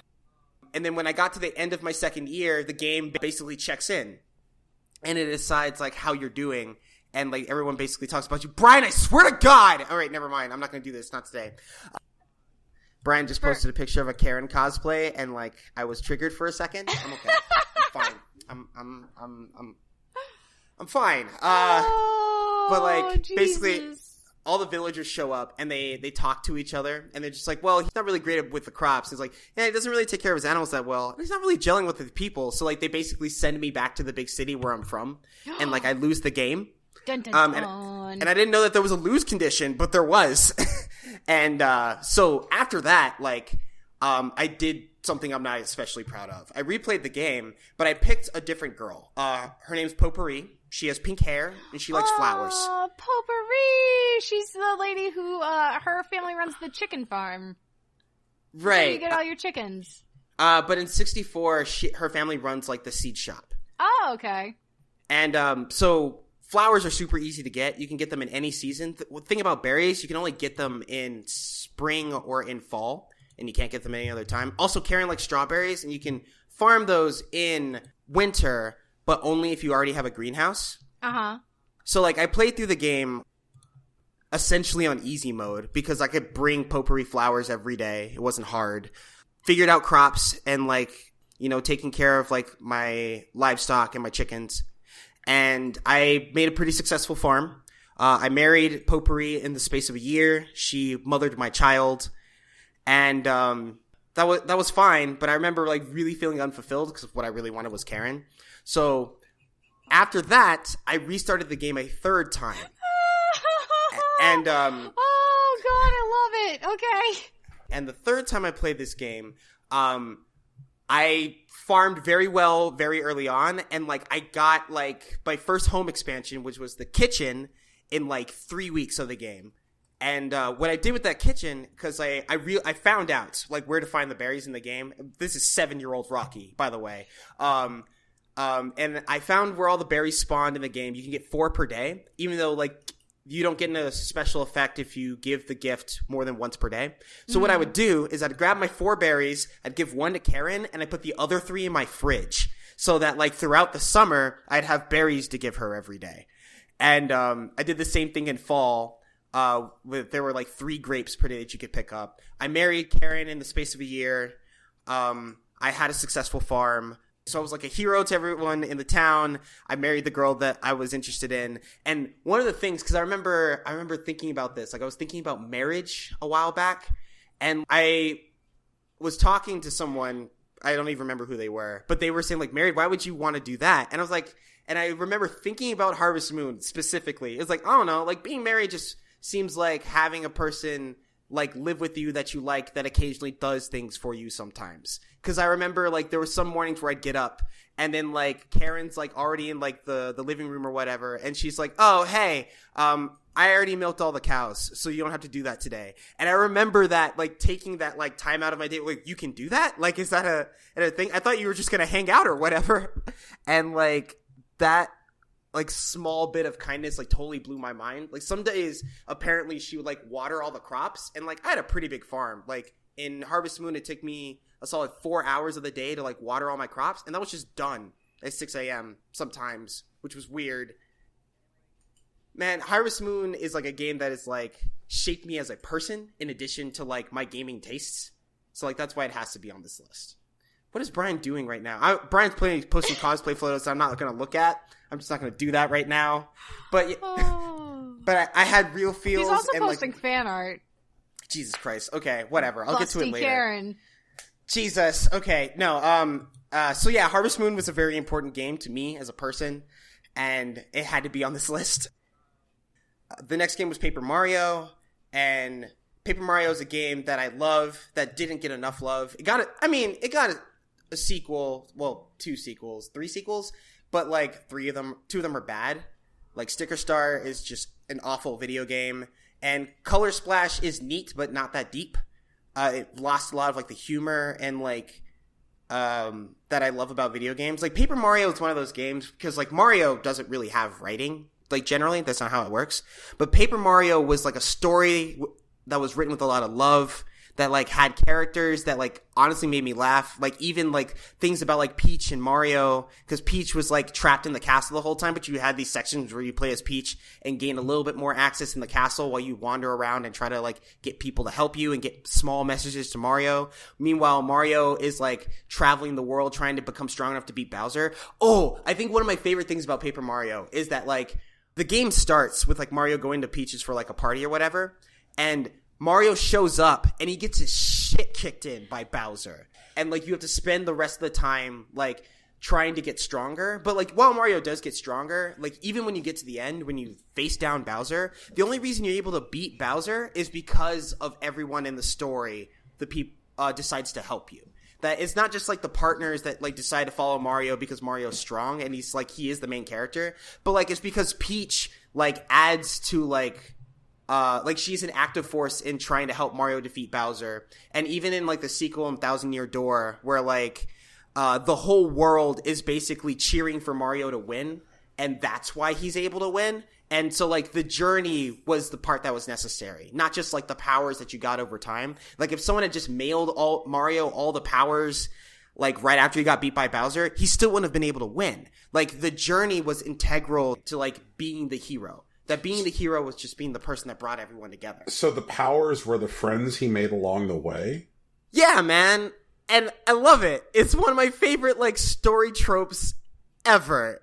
And I was introduced to it by Paper Mario, and I love it for it. And, like, the game is really solid. I play Paper Mario every year. Like, I literally do every year. And I've done, like, pretty much every run you can think of. Like, there are Danger Mario runs, because there's, like, a strat where, like, if Mario's, like, under 5 HP, you can use certain badges to boost your strength. So, like, the goal is to get yourself down to 5 HP and just stay there. Like, never get hit, always dodge, and, like, you deal, like, stupid damage for the rest of the game. In the later version of Paper Mario Thousand Year Door, you get access to, like, special action commands that, like, well, not just action commands to deal more damage, but also stylish commands, which, like, peripherally get you, like, supers faster. So, like, there's definitely replay value to learning how each individual badge works. And, man, the game is just, it's so fun to play, and, like, meeting these characters and listening to their stories and, like, interacting with, like, every NPC is always a good-ass time. Like, I fucking love Paper Mario. And it's, like, it's also a really important, like, experience to me. And the last game on my list is Pokemon Gold. And Pokemon Gold is probably one of the bigger Pokemon games. Like, it's one of the reasons that I love Iwata, because, like, they didn't think that they could fit all of Pokemon Gold on a cartridge. And then Iwata looks at it for a weekend, and he not only fits all the data on a cartridge, but packages it in a way that they can add the entire Kanto gyms to it also. So you get a game with 16 badges, and you get to face down Red at the end of it. And then, like, there are characters in it. There's a character that I mentioned to, like, everyone always, who's the fourth, not gym leader, but Pokemon League, trainer that you fight. And she has the new type in the game, a dark type Pokemon. And, after you beat her, she says this thing, and she says, strong Pokemon, weak Pokemon, those are only the selfish perceptions of people. Good trainers should always try to win with their favorites.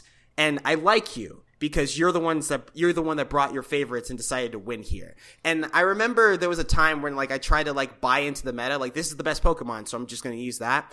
And I remember listening to people talk like that, even when I was, like, you know, in elementary school, when people were talking about, oh, I got this Dragonite, and it's super strong, and he was beating kids. And I'm like, but I could beat that with a Lapras. Like, I know how to do that.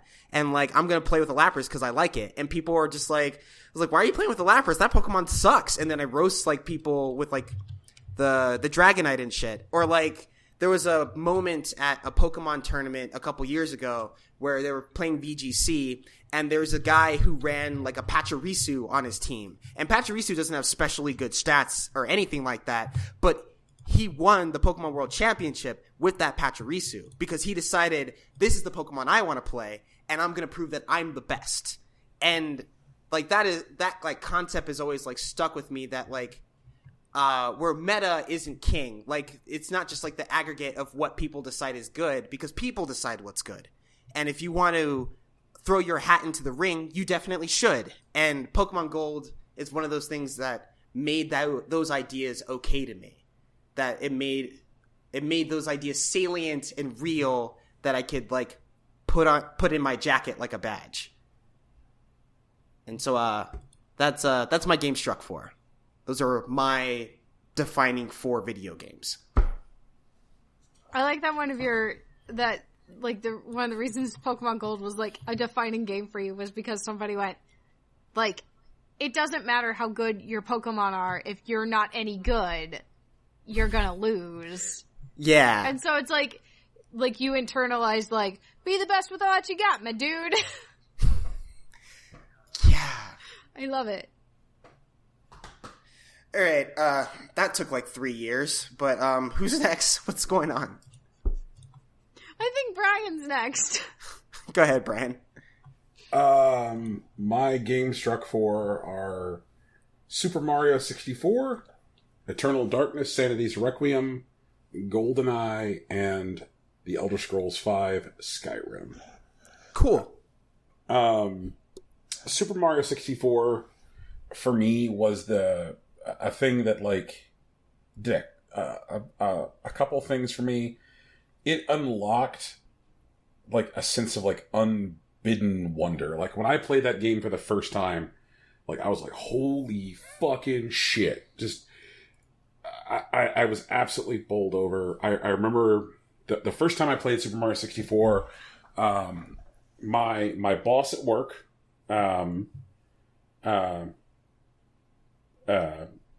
Babbage's, when I was a young impressionable lad, and I had the weekend gig that Tegan has now. My boss Dave ordered an N64 from Japan because he couldn't wait. So the N64 arrived, and we all eagerly stood around the television up front because he couldn't even wait to get the thing home. He hooked up the Japanese N64, put in Mario 64, which had come out the week before in Japan, and that moment that pipe opens up in front of the castle and Mario jumps out, I was just like, oh Jesus. Like, I just...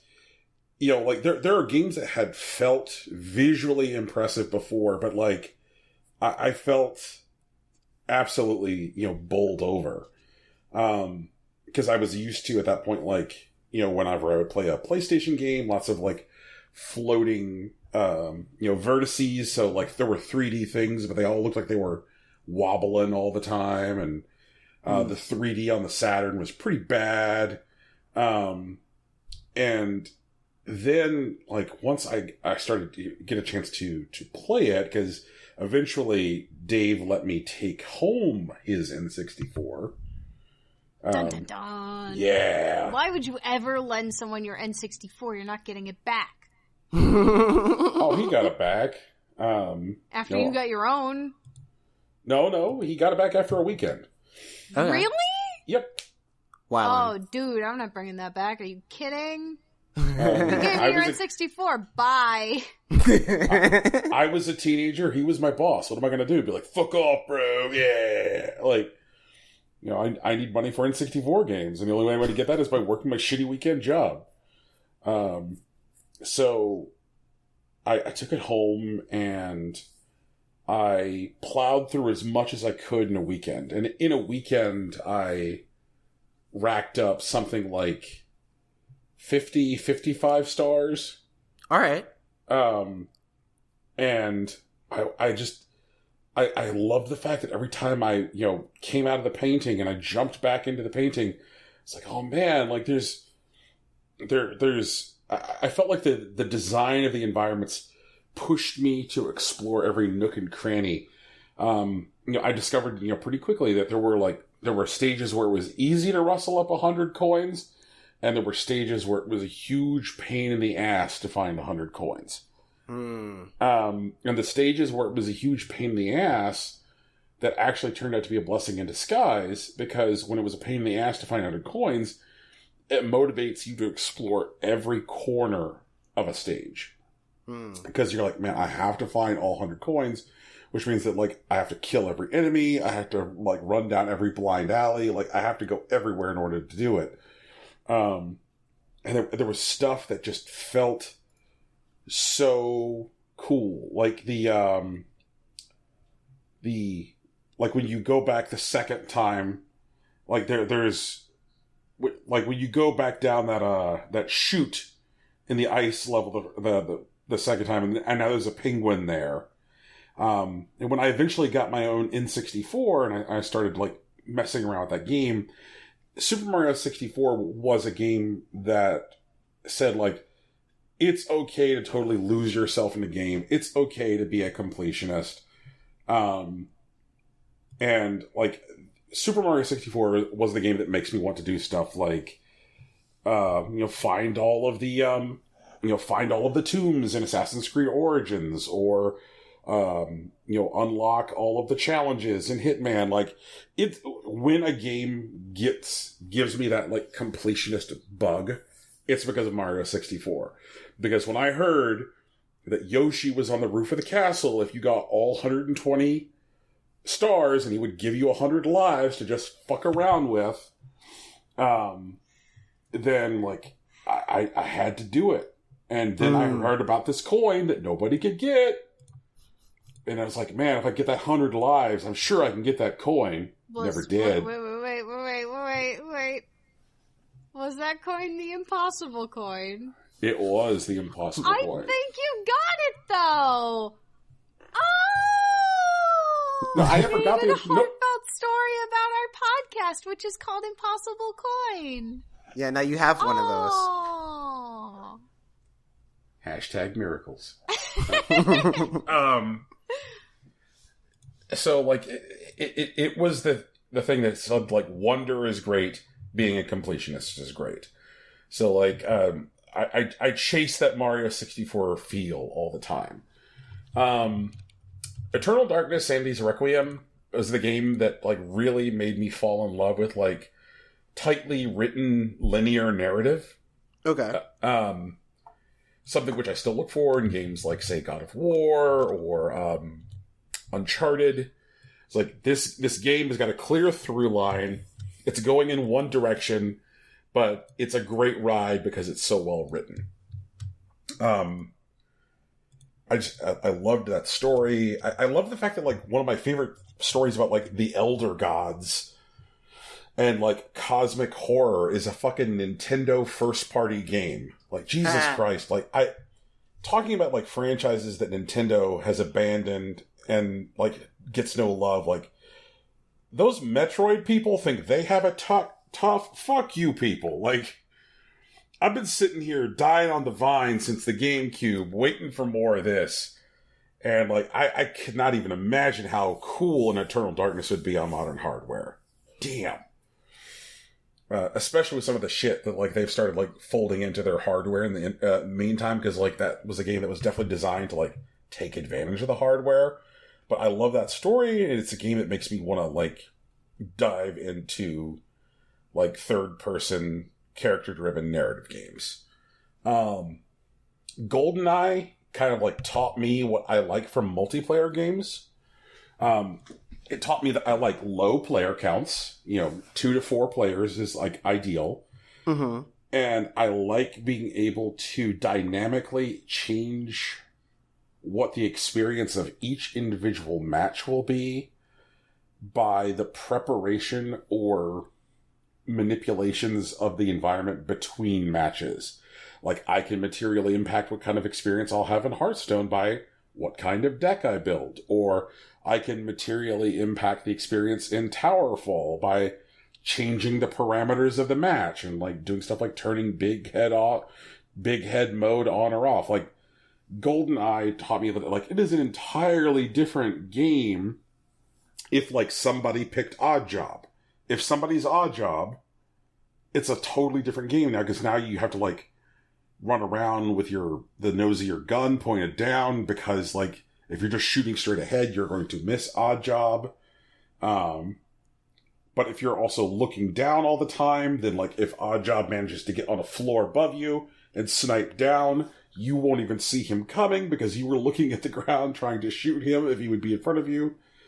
And it just, all the little ways that, like, that game could be, impacted. Like, I remember playing GoldenEye matches that were, like, slappers only, where guns weren't even allowed. It was all unarmed.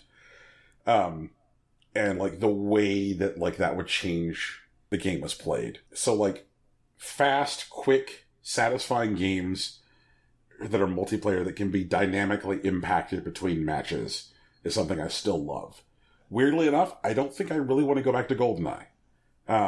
But I'm grateful for the direction it pushed me in with what I like in games.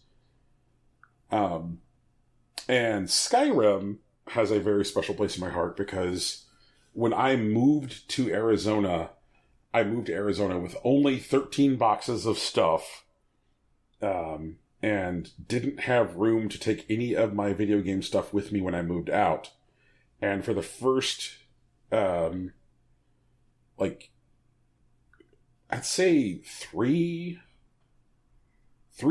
years that my wife and I were married, we were definitely not, I'd say, in the best spot financially. Okay. but once we started to get more secure, more grounded, and find our anchor financially, there was a game that was the tipping point for me for getting back into games. Because I moved to Arizona in 2005. And I kept on thinking, like, maybe I'll get back into games. Maybe I'll get back into games. And then Skyrim was like, hey, Brian, do you remember how much you liked Morrowind? Yeah. And I was like, oh, God, I do remember how much I liked Morrowind. Fuck. and so then I bought an Xbox 360, and I bought 2 video games with it, one of which I played, one of which I totally abandoned because I was spending so much time playing Skyrim. The one that was abandoned, spoilers, was LA Noire, which I ended up just trading in and not touching until last year. Man. Yeah, but thank you, Skyrim, for getting me back into games after 6 years away. Which I had to catch up on the stuff from 2005 to 2011, which was kind of a fun thing to do. So that's a lot of games to catch up on. It is, and there are still some weird gaps. So there'll be stuff that somebody might mention a title from that period of time, and I'll be like, "Yep, I have not played that one." It's created some fortunate gaps. Looking at you, Resident Evil 6, and there's also some unfortunate gaps. Yeah, so that's mine. Tegan, tell us about your Game Struck 4. Yeah, I played 6 games total. Okay. Okay. So I, while Brian was talking, I realized I should probably reorder my list. And I feel like I'm gonna be fucking judged. So I'm ready. I'm ready to be judged. My Game Struck 4 are Putt Putt Goes to the Moon, Myst, Legend of Zelda Ocarina of Time, and Legend of Zelda Wind Waker. Okay. It's 2 Zelda games. It's a little weird, but also it's you, so I figure it's fine. Yeah, I mean, Rocky and I talked about it a little bit, but I didn't go into, the full detail. So, yeah. So, Putt Putt Goes to the Moon was the first game I played that wasn't a pinball machine. The very first game. Point and click adventure. And as soon as we were when we were talking about it, and it was what were the games that made you who you were? The only thing I could hear was the opening theme song for Putt Putt Goes to the Moon. Which I can still sing. And Jesus, God. Ugh. It was the first game where I was okay, so I can play games on this computer, and I can play them by myself, and there's a lot of reading, and a lot of listening, and a lot of search and find, and those were all things I was doing. I had the I Spy books, and I had that whole shebang. Yeah, with the rocket! There he is on a rocket! I hope he comes back soon! Good times. Oh my goodness. Oh, it's such a bad game, but such a good game for small children. I was a small child. I played it right when it came out. And then the next game I played, I played Putt Putt Goes to the Moon, and then my dad started playing Myst, and so I started playing Myst. This is 93. Right. I was 6 or 7 when I started playing Myst. I was 2. I did beat Myst. I did do it. It took a long time, but I did it. All right. As a small child. And this was where I found out not only could I play games on this machine, but I could also play very hard games that made me think a lot and didn't have discernible enemies per se, Like when you're first going into it and you're just like, oh, I'm just dicking around and spinning these eyeballs and finding out about these animals and then it was like, oh, well maybe like I should write some of this down because I recognize like this long-necked monster thing near that weird eyeball that makes the bizarre noise looks kind of like that marking in the circular stone room, and like what does this mean? And like connecting all of those things together. Small Tegan was working on that. And my biggest achievement in that game was when I was like dicking around, I was doing something, and then I was somewhere else, and my dad came over to like get me to like, you know, take a bath or whatever, and he goes, where are you? And I was like, oh, I rode the rocket over here. And he was like, you rode the what? And I was like, I rode the rocket. I know, I turned the rocket on and I got to go.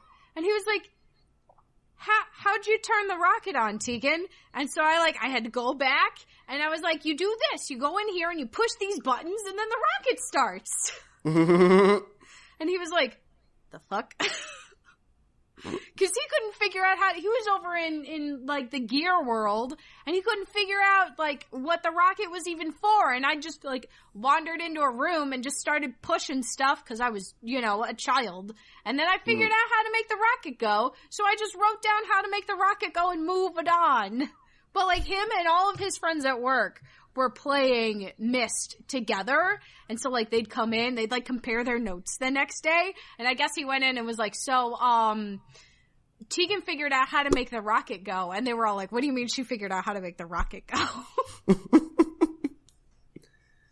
So yeah, whoops. That's cool. Yeah, and then I didn't really I played a lot of handheld games in the in-between time because that's all I could play.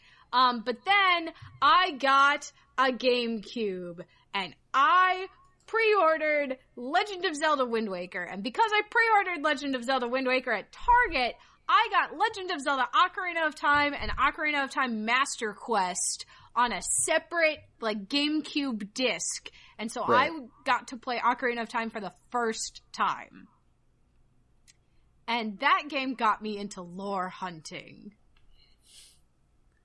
Oh my god. Like, I was like, I played the game, and while I was playing the game, I was like, something's wrong. There's some other piece here missing. And then I went down this huge self-imposed rabbit hole. And then I started seeking out, like, the older Zelda games and, like trying to figure out, like, and then I was like, no, there's a timeline. And then, like, I'd get online and it was other people talking about a timeline. And I was like, oh, good, I'm not wrong. And then I started, like, going into the other games and, like, playing them all and figuring and kind of, like, so, like, I was using my Myst knowledge to be like, how do all of these separate games fit together? And, you know, whatever. Anyway. Yeah. And now I have my own Zelda theory. Yay! Which I haven't heard anyone else talk about, so, like, I'm probably way wrong on it. But, you know, it's cool. And now whenever people, before Shigeru Miyamoto and Nintendo officially released the official Legend of Zelda timeline, like, I would scream about it to anyone who would listen. Like, I have a vivid recollection of myself, my junior year of college, playing Spirit Tracks, I think, and just coming into the kitchen where we had this big dry erase board that we used for Dungeons and Dragons, and my poor roommate who was sitting there trying to do his music theory homework and saying, I'm gonna scream at you for a while. I need you to nod and just say, what? Whenever I pause and look at you. And he was like, okay. And so I got all of our, like, 12 different colored markers, and I started going through the entire timeline. And I was just shouting by the end of it about how I had finally figured it out. All of the pieces made sense. And, you know, everything else. It's a good time. It's a good time in my life. And then Legend of Zelda Wind Waker is the first game that I just enjoyed atmospherically. Mm-hmm. Like, it was all about, like, it was less about, like, looking for something in the game that would make it more than what it was. It was all about just, like, this is the game, and it's fun, and it's cute, and it's easy, And, like, I had it when I was 14, and it was the first Zelda game that I completely did all by myself without any walkthrough, and I was just like, la la, I like the music, and I like the character, and I think it's cool, and it makes me happy, and yeah. And, like, okay. Normally I would be like Rocky, and I'd be like, there's a Harvest Moon game, and an Animal Crossing game, and, like, stuff like that inside, but, like, those were already the kind of style of game I would play independently of anything else.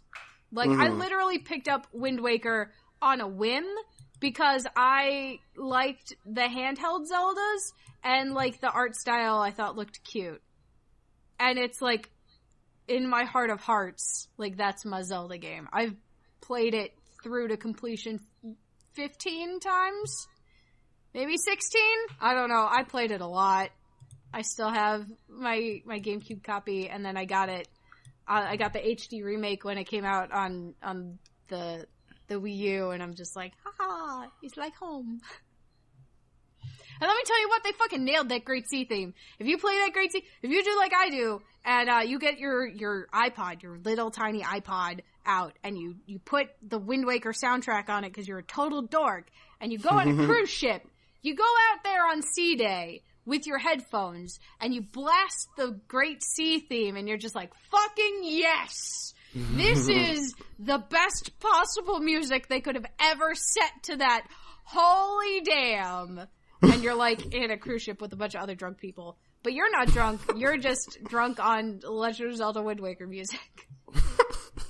And also, a glass and a half of Di Serono. No, that's only when I'm at home. I try not to drink in public anymore. Anymore? Okay, no, we will get to that.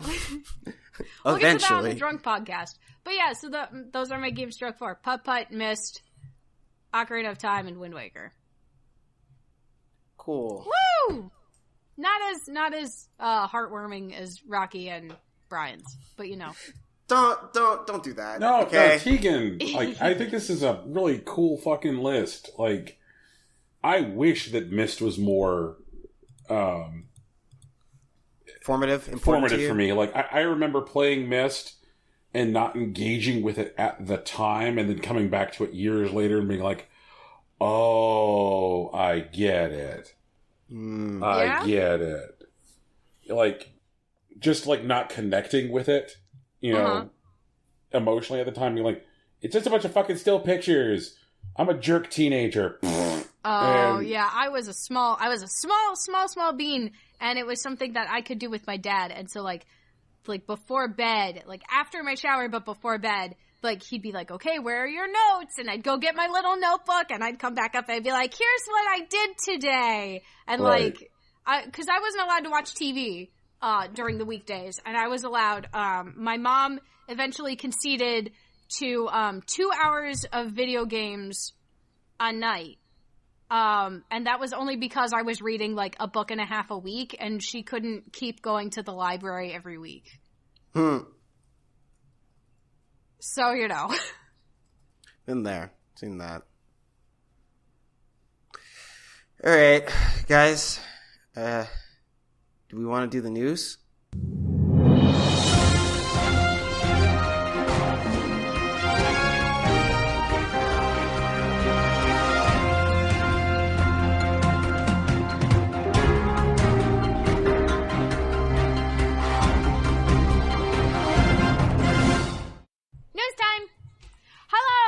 First news story of the day.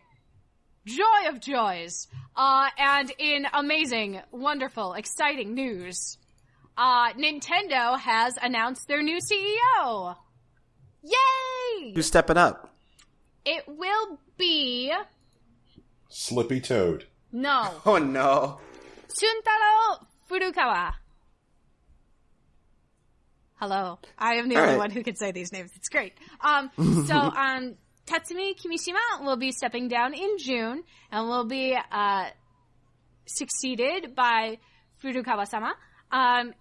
Chief Executive Kimishima says that he was in favor of a younger executive and called it the right time after the Switch, which was introduced last year, turned into such a huge hit. Furukawa-san joined Nintendo in 1994 and worked mainly in finance, which includes an 11-year stint in Germany. At the news conference on Thursday, Mr. Kimishima described his successor as someone good at building consensus among all employees rather than relying on a few quote-unquote geniuses. And he also said he had been eyeing Mr. Furukawa for years as future CEO. So, super props to him. Nintendo, quote, should focus on things that only we can provide, said Mr. Furukawa. Otherwise, Nintendo would lose a reason to exist. Haha. So it sounds like he's still not going to direct them towards a straight up console battle with Sony and Microsoft still. So he's got to keep them kind of on their own path of doing fun, exploring things. And when asked what games he liked, Mr. Furukawa said his recent favorite is Golf Story. Yay! Yeah. Yeah, he likes Golf Story. He's called it lovably bizarre. Mm-hmm. And I hope that he has things planned for the indie presence on the Switch. He actually did a lot of work on the marketing efforts for the Switch, which could be attributed to its success. He's also, like Iwata, fluent in English, and he worked for a decade in Germany. And he's been in Nintendo since '94. I think you said that. Yeah, you did. Mm-hmm. And he actually grew up playing Famicom games, but he's also determined to bring fresh ideas and new vision. So we'll see how that goes. I think we all knew that Kimishima was a placeholder CEO. Right. Yeah. He was an older man, a guy who would have been content to, work out the rest of his career in the position he was in, and then retire. But he was to keep the seat warm until whoever was going to be ready. Yeah, I feel like he was kind of one of those people who was just designed to just steady as she goes until we're ready. Yep. And he definitely, Jesus, what a tough time to be in that role too. We're going to launch a new console, surprise, just don't crash the ship. So, kudos to him. But, does anybody feel like he was kind of throwing some little backhanded shade by saying that he builds consensus as opposed to relying on a few geniuses? Either throwing shade at somebody who has been known to rely on a few geniuses, or somebody who is a identified genius that people get I feel like there's some stealth shade in that comment. And I know that Nintendo has those individuals who get to do whatever the fuck they want because of how long they've been with the company and because of their reputation. I've got a great idea for a game. It's Star Fox, but you have to hold the Wii U gamepad in front of you with your arms straight out like an asshole and look at two screens at one time, and it'll work. It'll work perfectly. Well, I don't know. I get that. The way it's phrased is definitely there's definitely some so it's definitely a very Japanese way of throwing shade at someone because they're not gonna just flat out call someone out. And I'm sure it was phrased in such a way in the Japanese, in the actual native Japanese, that was very humbly calling them geniuses, but because of where it was in the sentence, it's they're geniuses, Japanese is fun like that. I thought it was going to be Koizumi. Really? Yeah. I would have believed that, but I'm not sure if that was what sprung to mind. Mr. Kimishima is an older man who does not speak English at all, and isn't particularly what you would call camera ready. They've had Koizumi out there fucking snapping left and right for the last 18 months. Wearing his little red hat, doing his little snap to switch to the next thing. And, when they rolled out the console, there he was. When they rolled out Mario Odyssey, there he was. There he was sitting on the stage during the Treehouse last year at E3. He has very much been the public face of Nintendo since last January. And I really felt that when the moment was going to come, that it was going to be him. I also know that he is the personally chosen, like, successor of Miyamoto. Like, he is Miyamoto's protege. Mm-hmm. And I wonder if that has anything to do with it. Like, I mean, as much as I don't think Mario Odyssey was, like, the fucking, blowjob festival that a whole bunch of other people think it was, I think it's a pretty good video game, and I think that a lot of the designs that were made around, like, just the hardware functionality of the Switch are brilliant. I mean, it's a great piece of hardware, and he was influential in designing the way that piece of tech is put together. I wonder what he did to not get this job. I don't think it's so much what did he do to not get this job. I think it's more perhaps there is another opportunity approaching that he is better suited for. The only thing I could think of is Nintendo has that, position of creative fellow, which sits on the board, is like a top-level executive officer position. But I thought that the only reason that position existed was because that Shigeru Miyamoto was the one in the position. But, like, unless it was Miyamoto, they would not have a job called creative fellow that sits on the board. Mm-hmm. Right, like they made a chair for Miyamoto. Right. Like, I don't know, man. Maybe he actually, like, prefers working on projects. Because, like, I understand how important CEO is, but putting a marketing guy at the top makes a bit more sense to me in this particular context. Because while Nintendo is about making games, a programmer at the top, while they could facilitate that process, is, like, different from their actual strengths. You know what I mean? I mean, the thing about Iwata at the top was the stuff that made Iwata a good CEO had little to no, grounding in his background as a programmer. Right. The gambles he was making, the decisions he was making were more like gutsy stuff. Like, I think that this DS thing is a good idea. Like, a lot of people thought it was a really bad idea. Like, myself included, actually. Yeah. I was so fucking hype. I was just like, yeah, gimme!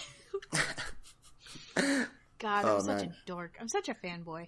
No, I remember being mad for, like, the longest time. Like, 2 fucking screens? Like, how am I gonna look at them? What the shit, Nintendo? What the fuck are you guys doing? 2 Like, screens, how am I gonna look at them, really? Like, I gotta focus on one screen and then I gotta look at the other one? Like, how am I gonna play? Dude, this is too much work. What the fuck, Nintendo?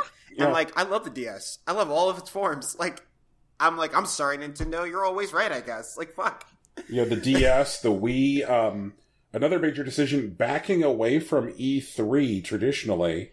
Or, I mean, still having a presence on the floor, but be like, nah, we're just going to do a pre-recorded video which is directly addressed to E3 fans, and then speak to our buyers more frequently throughout the year. Yeah. Like, that's kind of a model which other publishers are slowly moving toward. Anyway, like, Nintendo's DNA is all over how Phil Spencer talks to people now. Nintendow's a good. What did we do to deserve you, Nintendo? Man, I love you. I'm so proud of you. I mean, Tegan, I don't know about all that, but I will say that Iwata did a good job. That's my son! My son right there! He's so good! Look at him! Thriving on his own, with his own creative talents. I love it! My son! Tegan's been back into that firecracker shrimp and decent Serrano. It's pretty obvious. Oh man, I gotta get back to my anime. I just remembered that. I watched my sons this week. Okay, but we're not doing this right now. You have to. Oh, so many good children. Okay, but yeah, okay. My son. So Furukawa, I wish you the best. I hope you do well. Take care of Nintendo. Don't know what's going on with Koizumi, but I hope he's all right. So, guys, Yeah. we periodically talk about a company that used to make video games called Valve. Yeah, now they just like host what came out on Steam today, right? Yeah. That's them. So apparently what Valve decided that would be easier than just making video games again is to buy a video game developer with a project which is currently underway. Okay. Yeah, Valve has purchased Campo Santo. Wait, those are the guys that made Firewatch, right? Yep, they are the guys who made Firewatch. Aren't they like kind of why we're doing this podcast? They are definitely part of the origin story, or that game, Firewatch, is definitely part of the origin story of this podcast. It is? Yeah. The first time Rocky and I podcasted together was the Super Famicom Flit deep dive of the game Firewatch. Oh. Yes. We should do a history of one year. Maybe for our 3-year celebration, we'll do a history of. Ooh, where's this thing going to be in 3 years? I'm interested. Okay. Anyways. Yep. But yes, Campo Santo was bought by Valve, who used to make video games. Yep. And Campo Santo says that the deal will not impact the development of In the Valley of the Gods or their ongoing support for Firewatch. Mm-hmm. They also put out like a quarterly newsletter, which they say that won't end either.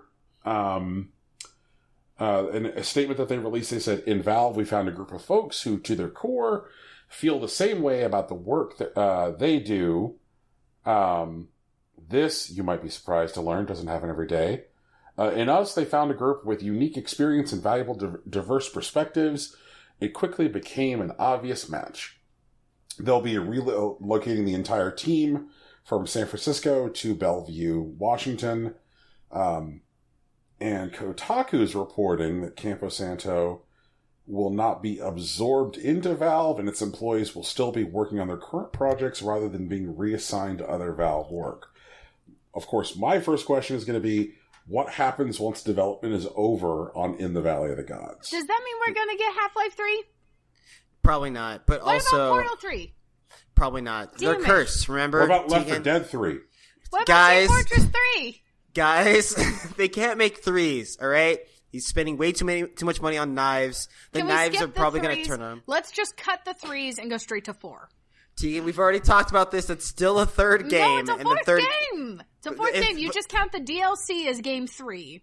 Wait, what? Okay, never mind. Okay, so the only question that I really have is if Valve is getting into like the EA style of business.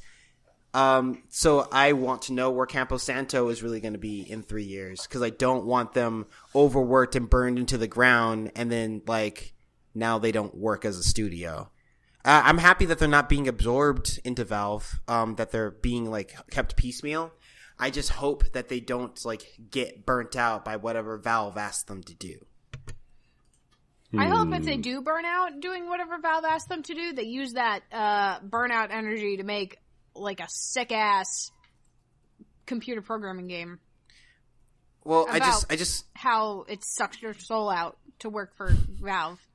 Oh man, like I just want Campo Santo to be okay. I do too. We've definitely talked about how EA just like buys, chews up, and spits out studios, really good studios that do really good work, and I don't want Valve to get into that business. I don't want them to be those people. I'm not interested in that. If they start chewing them up, I hope to God that all of the people at Campo Santo fucking quit and start over again. That would be nice. I hope follow them. I would follow them in their beautiful backgrounds. I'd follow Campo Santo wherever they wanted to go. That seems cool. How do you feel about it, Brian? I mean, some of the rumblings that, Lord Gaben said that he's jealous of Nintendo and he wants Valve to make video games again, which is kind of a thing which is understandable, because if you look at, like, Valve's actual fucking legacy, they have some of the most notable video games in history. True. Like, it's kind of weird. Like, they're one of the few companies that you could, as far as, like, terms of, like, importance of their franchises, mention in the same breath as Nintendo. Like, you're the Half-Life people, you're the Left 4 Dead people, you're the Dota people, you're Team Fortress. Like, it's no joke. So, like, if Gabe says he wants to make games again, like, I believe him. I'm just wondering what those games are going to be and what they're going to look like. You know, they put your knife collection where your mouth is and make some games. Oh God, it's Gabe Newell, but his teeth are knives.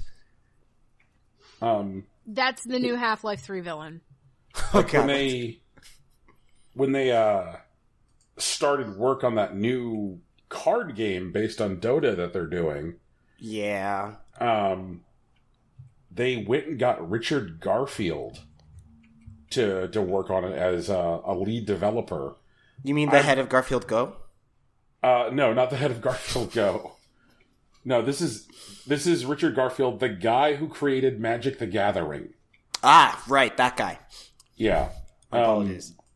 Which feels like Valve is kind of right now feeling like they can spend their way into excellence. Yeah. You know, like, we're making a card game. Let's go get the Magic the Gathering guy. And let's just get Campo Santo. They make good stuff. I don't think you can just, like, write a check and have good video games. I think that you need to have good video games that you can then support by writing a check. So, like, I don't know. Like, I'd like to see this work out. I don't think this will lead to Half-Life 3.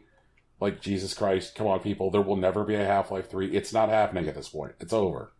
If you still believe there's Half-Life 3, then, like, I have some very sad news for you about the nature of the universe. But I would like to see some stuff. It doesn't necessarily need to be, you know, transformative. You know, like, nobody's ever going to argue that Splatoon is transformative, but they will tell you it's a good-ass game. I'd just like to see Valve make some good-ass games. True. Fingers crossed. Rocky, what's going on? Man, okay, so we're not fans of loot boxes. I'm sorry if you guys didn't know. We are a no loot box podcast. And there was a story that we did a while back. We were talking about Belgium, because Belgium was trying to figure out should loot boxes be legal. And it turns out Belgium has they did the numbers. They had a lot of meetings, and they decided the answer was no. That loot boxes are illegal in Belgium, and they're specifically looking at FIFA 18 and Overwatch. And more importantly, they're not only illegal, but they're now punishable with jail time. To elaborate, the Belgian Gaming Commission has determined that loot boxes are now illegal in Belgium. And they looked into games like Overwatch, FIFA 18, and Counter-Strike Global Offensive. The Minister of Justice, Koen Geens, issued a statement that declared that games like FIFA 18, Overwatch, and CSGO are illegal and demanded that loot boxes be removed from those games. And if they don't, the publishers, quote, risk a prison sentence of up to 5 years and a fine of up to 800,000 euros. And for people that don't do euros, that's nearly $975,000. If the commission finds that minors are involved, which given the fact that children can play these games seems likely, the punishments can be doubled. So we're looking at nearly $2 million in penalties and, a prison sentence of up to 10 years. Belgium follows the Netherlands, which has also declared that loot boxes in video games are non-compliant with the country's gambling laws. And like the Netherlands, Belgium wants to engage with the video game industry to find solutions and ways to remove loot boxes from games. The Netherlands... wait, do you mean Belgium here? But I think Belgium... No. Belgium has not declared when this has to be done by, but the Netherlands also reached a conclusion, and the Netherlands said, you got 6 weeks. All right. I'm really interested in countries putting their foot down versus, like, industries, because arguably, like, countries themselves are, like, giant companies that serve a certain populace. And for, like, a country to stand up with to a video game publisher, even someone as small as Belgium or the Netherlands, is really interesting. And they're actually small enough and organized enough that this type of thing is actually enforceable. Like in the US, the problem is that there's so many pockets in the US where you could hide games with loot boxes. While you could take the patches probably offline, it would be really hard to like press EA in like all their forms in every state. But in somewhere like Belgium and the Netherlands, this is a realistic thing. They could decide that like all the IPs in Belgium, when they patch the game, they just don't have access to loot boxes anymore. And so I'm really interested to see how this actually plays out. I am curious as to whether or not these developers and publishers create patches which are based on IP and are like, oh, okay, this appears to be coming from a Belgian IP. Let's push this patch to a customer, which removes the ability to buy anything. It doesn't create any kind of like alternate progression systems, and I guess this guy's just fucked now. Or like no cosmetics for you in the case of Overwatch. What if instead they push a patch that instead of purchasing the cosmetic or purchasing the loot boxes, they can just flat out purchase the cosmetics they want? No gambling involved, but you can still spend real money. I think that these companies are dirtbags. They're going to try and do loot boxes as long as they can.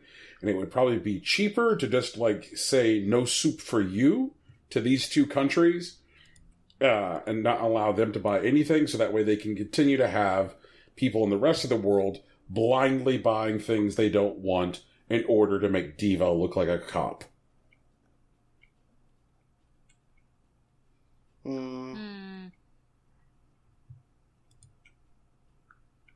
I mean, okay, I think maybe, alright, split decision.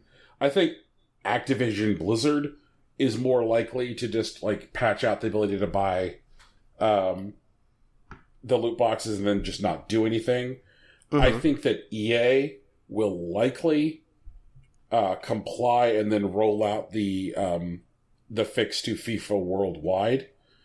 One of the things that was interesting about the statement from Belgium is that it didn't include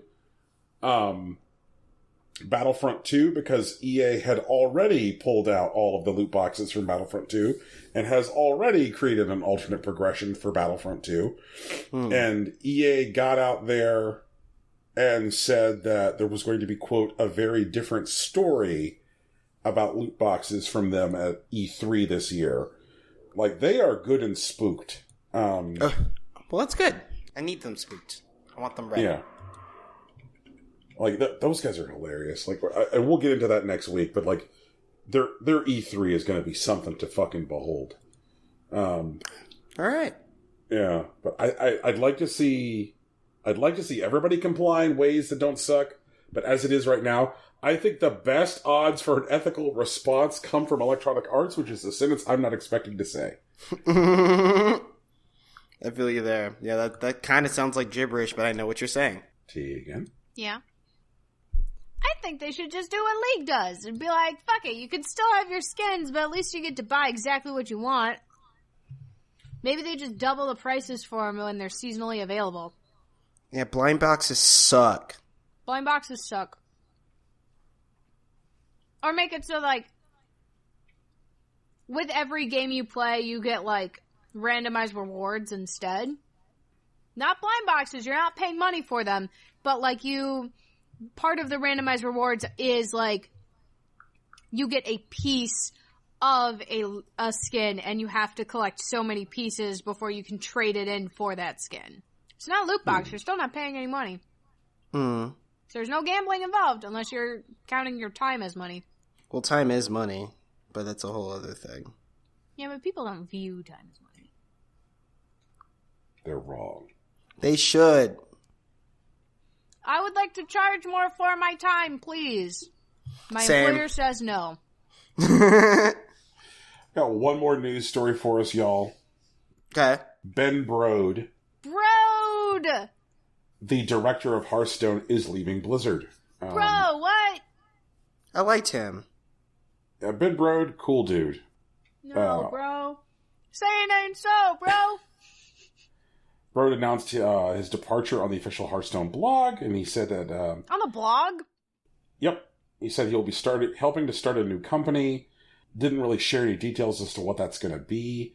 He was one of the first members of Team 5, which is the dev team that works on Hearthstone.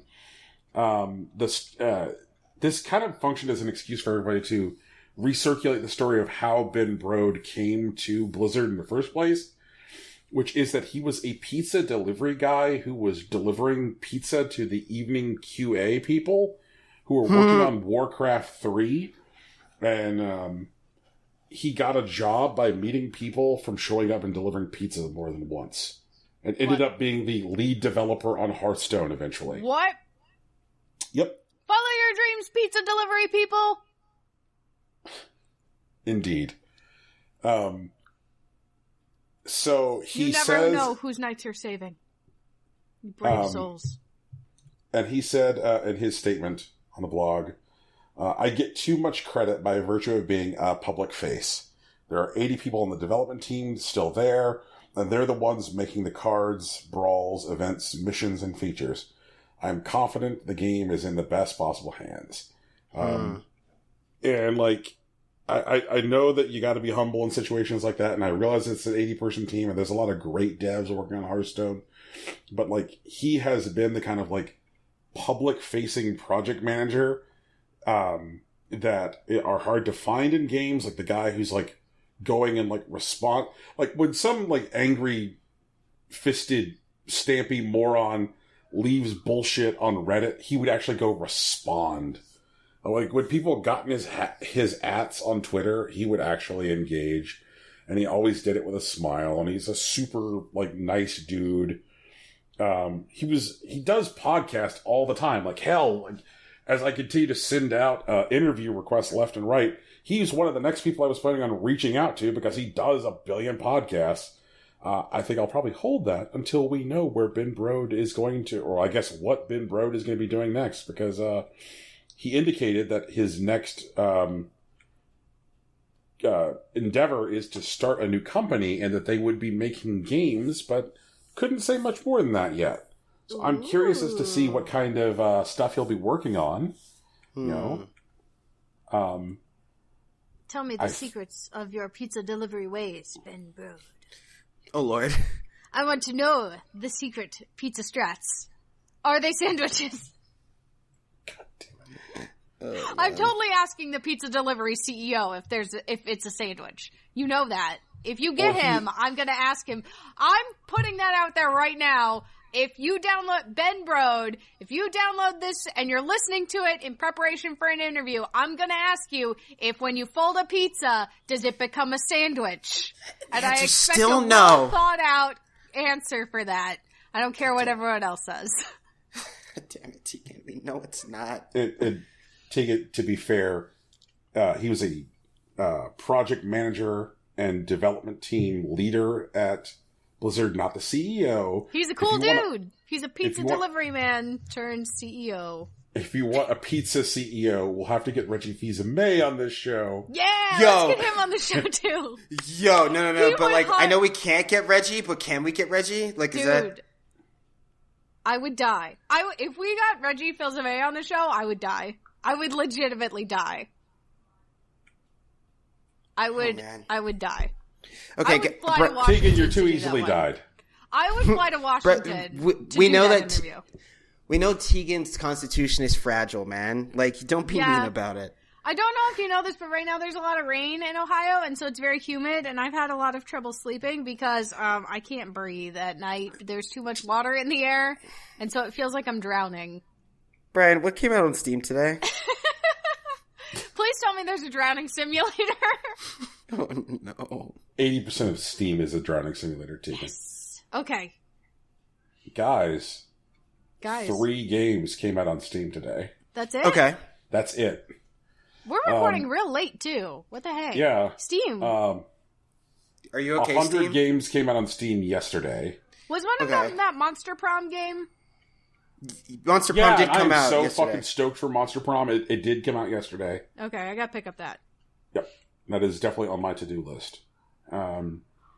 So today we have Freedom March: Rebel Leader. No. Okay. For the low price of $3.49. No. Description is as follows. Time has come. Start the revolution. Seems like the authorities forgot who they are. Your rebel soul can't take this anymore. Oh, no. Gather other people together and lead them to freedom. Gain influence with your fellow thinkers to successfully change the nation and win over the system. And there's nothing that really describes like what kind of game it is. The down in the update section, there's just more like marketing pablum. Not much of anything that really says like what you're going to be doing. It looks like it's a shitty RPG Maker game. Yep, it's pretty ugly. It's just RPG Maker. So good for you, Freedom March. Also out today is Plane War for 59 cents. And in the trailer for Plane War, there's a typo on the title screen that has a strike-through bar going through the text. I'm so tired.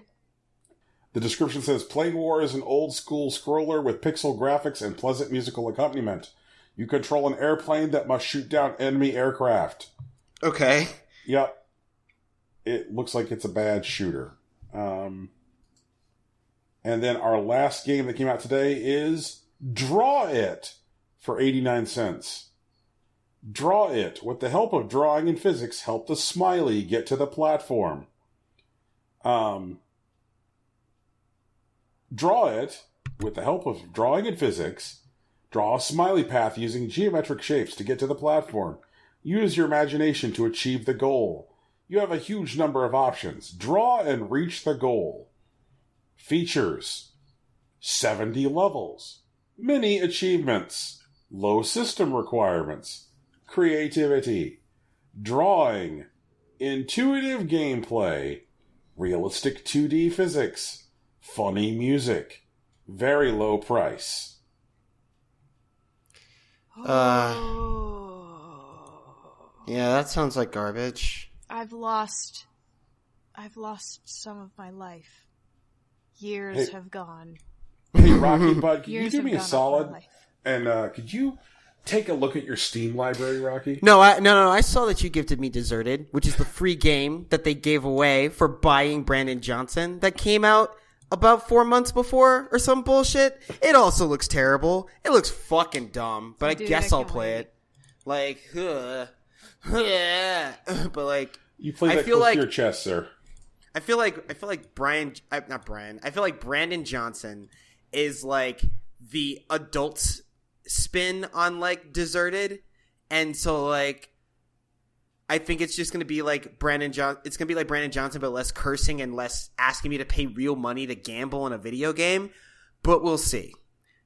Like, I wonder if I put in real money and if I won, do they give me real money back? My answer is probably no. But, like, I would like to know the answer before I actually put money in. I don't know. Just fucking Jesus, dude. Who is this guy? Ugh. Brian, can you invite this guy on the podcast so I can yell at him, like in person, not person? Oh, Rocky, we're not that kind of podcast. Yeah, you're right. Thank you, Tegan, for reminding me how much I want to play Monster Prom. I really want to play Monster Prom. Yay! Yeah. Happy to help. It's gonna be neat.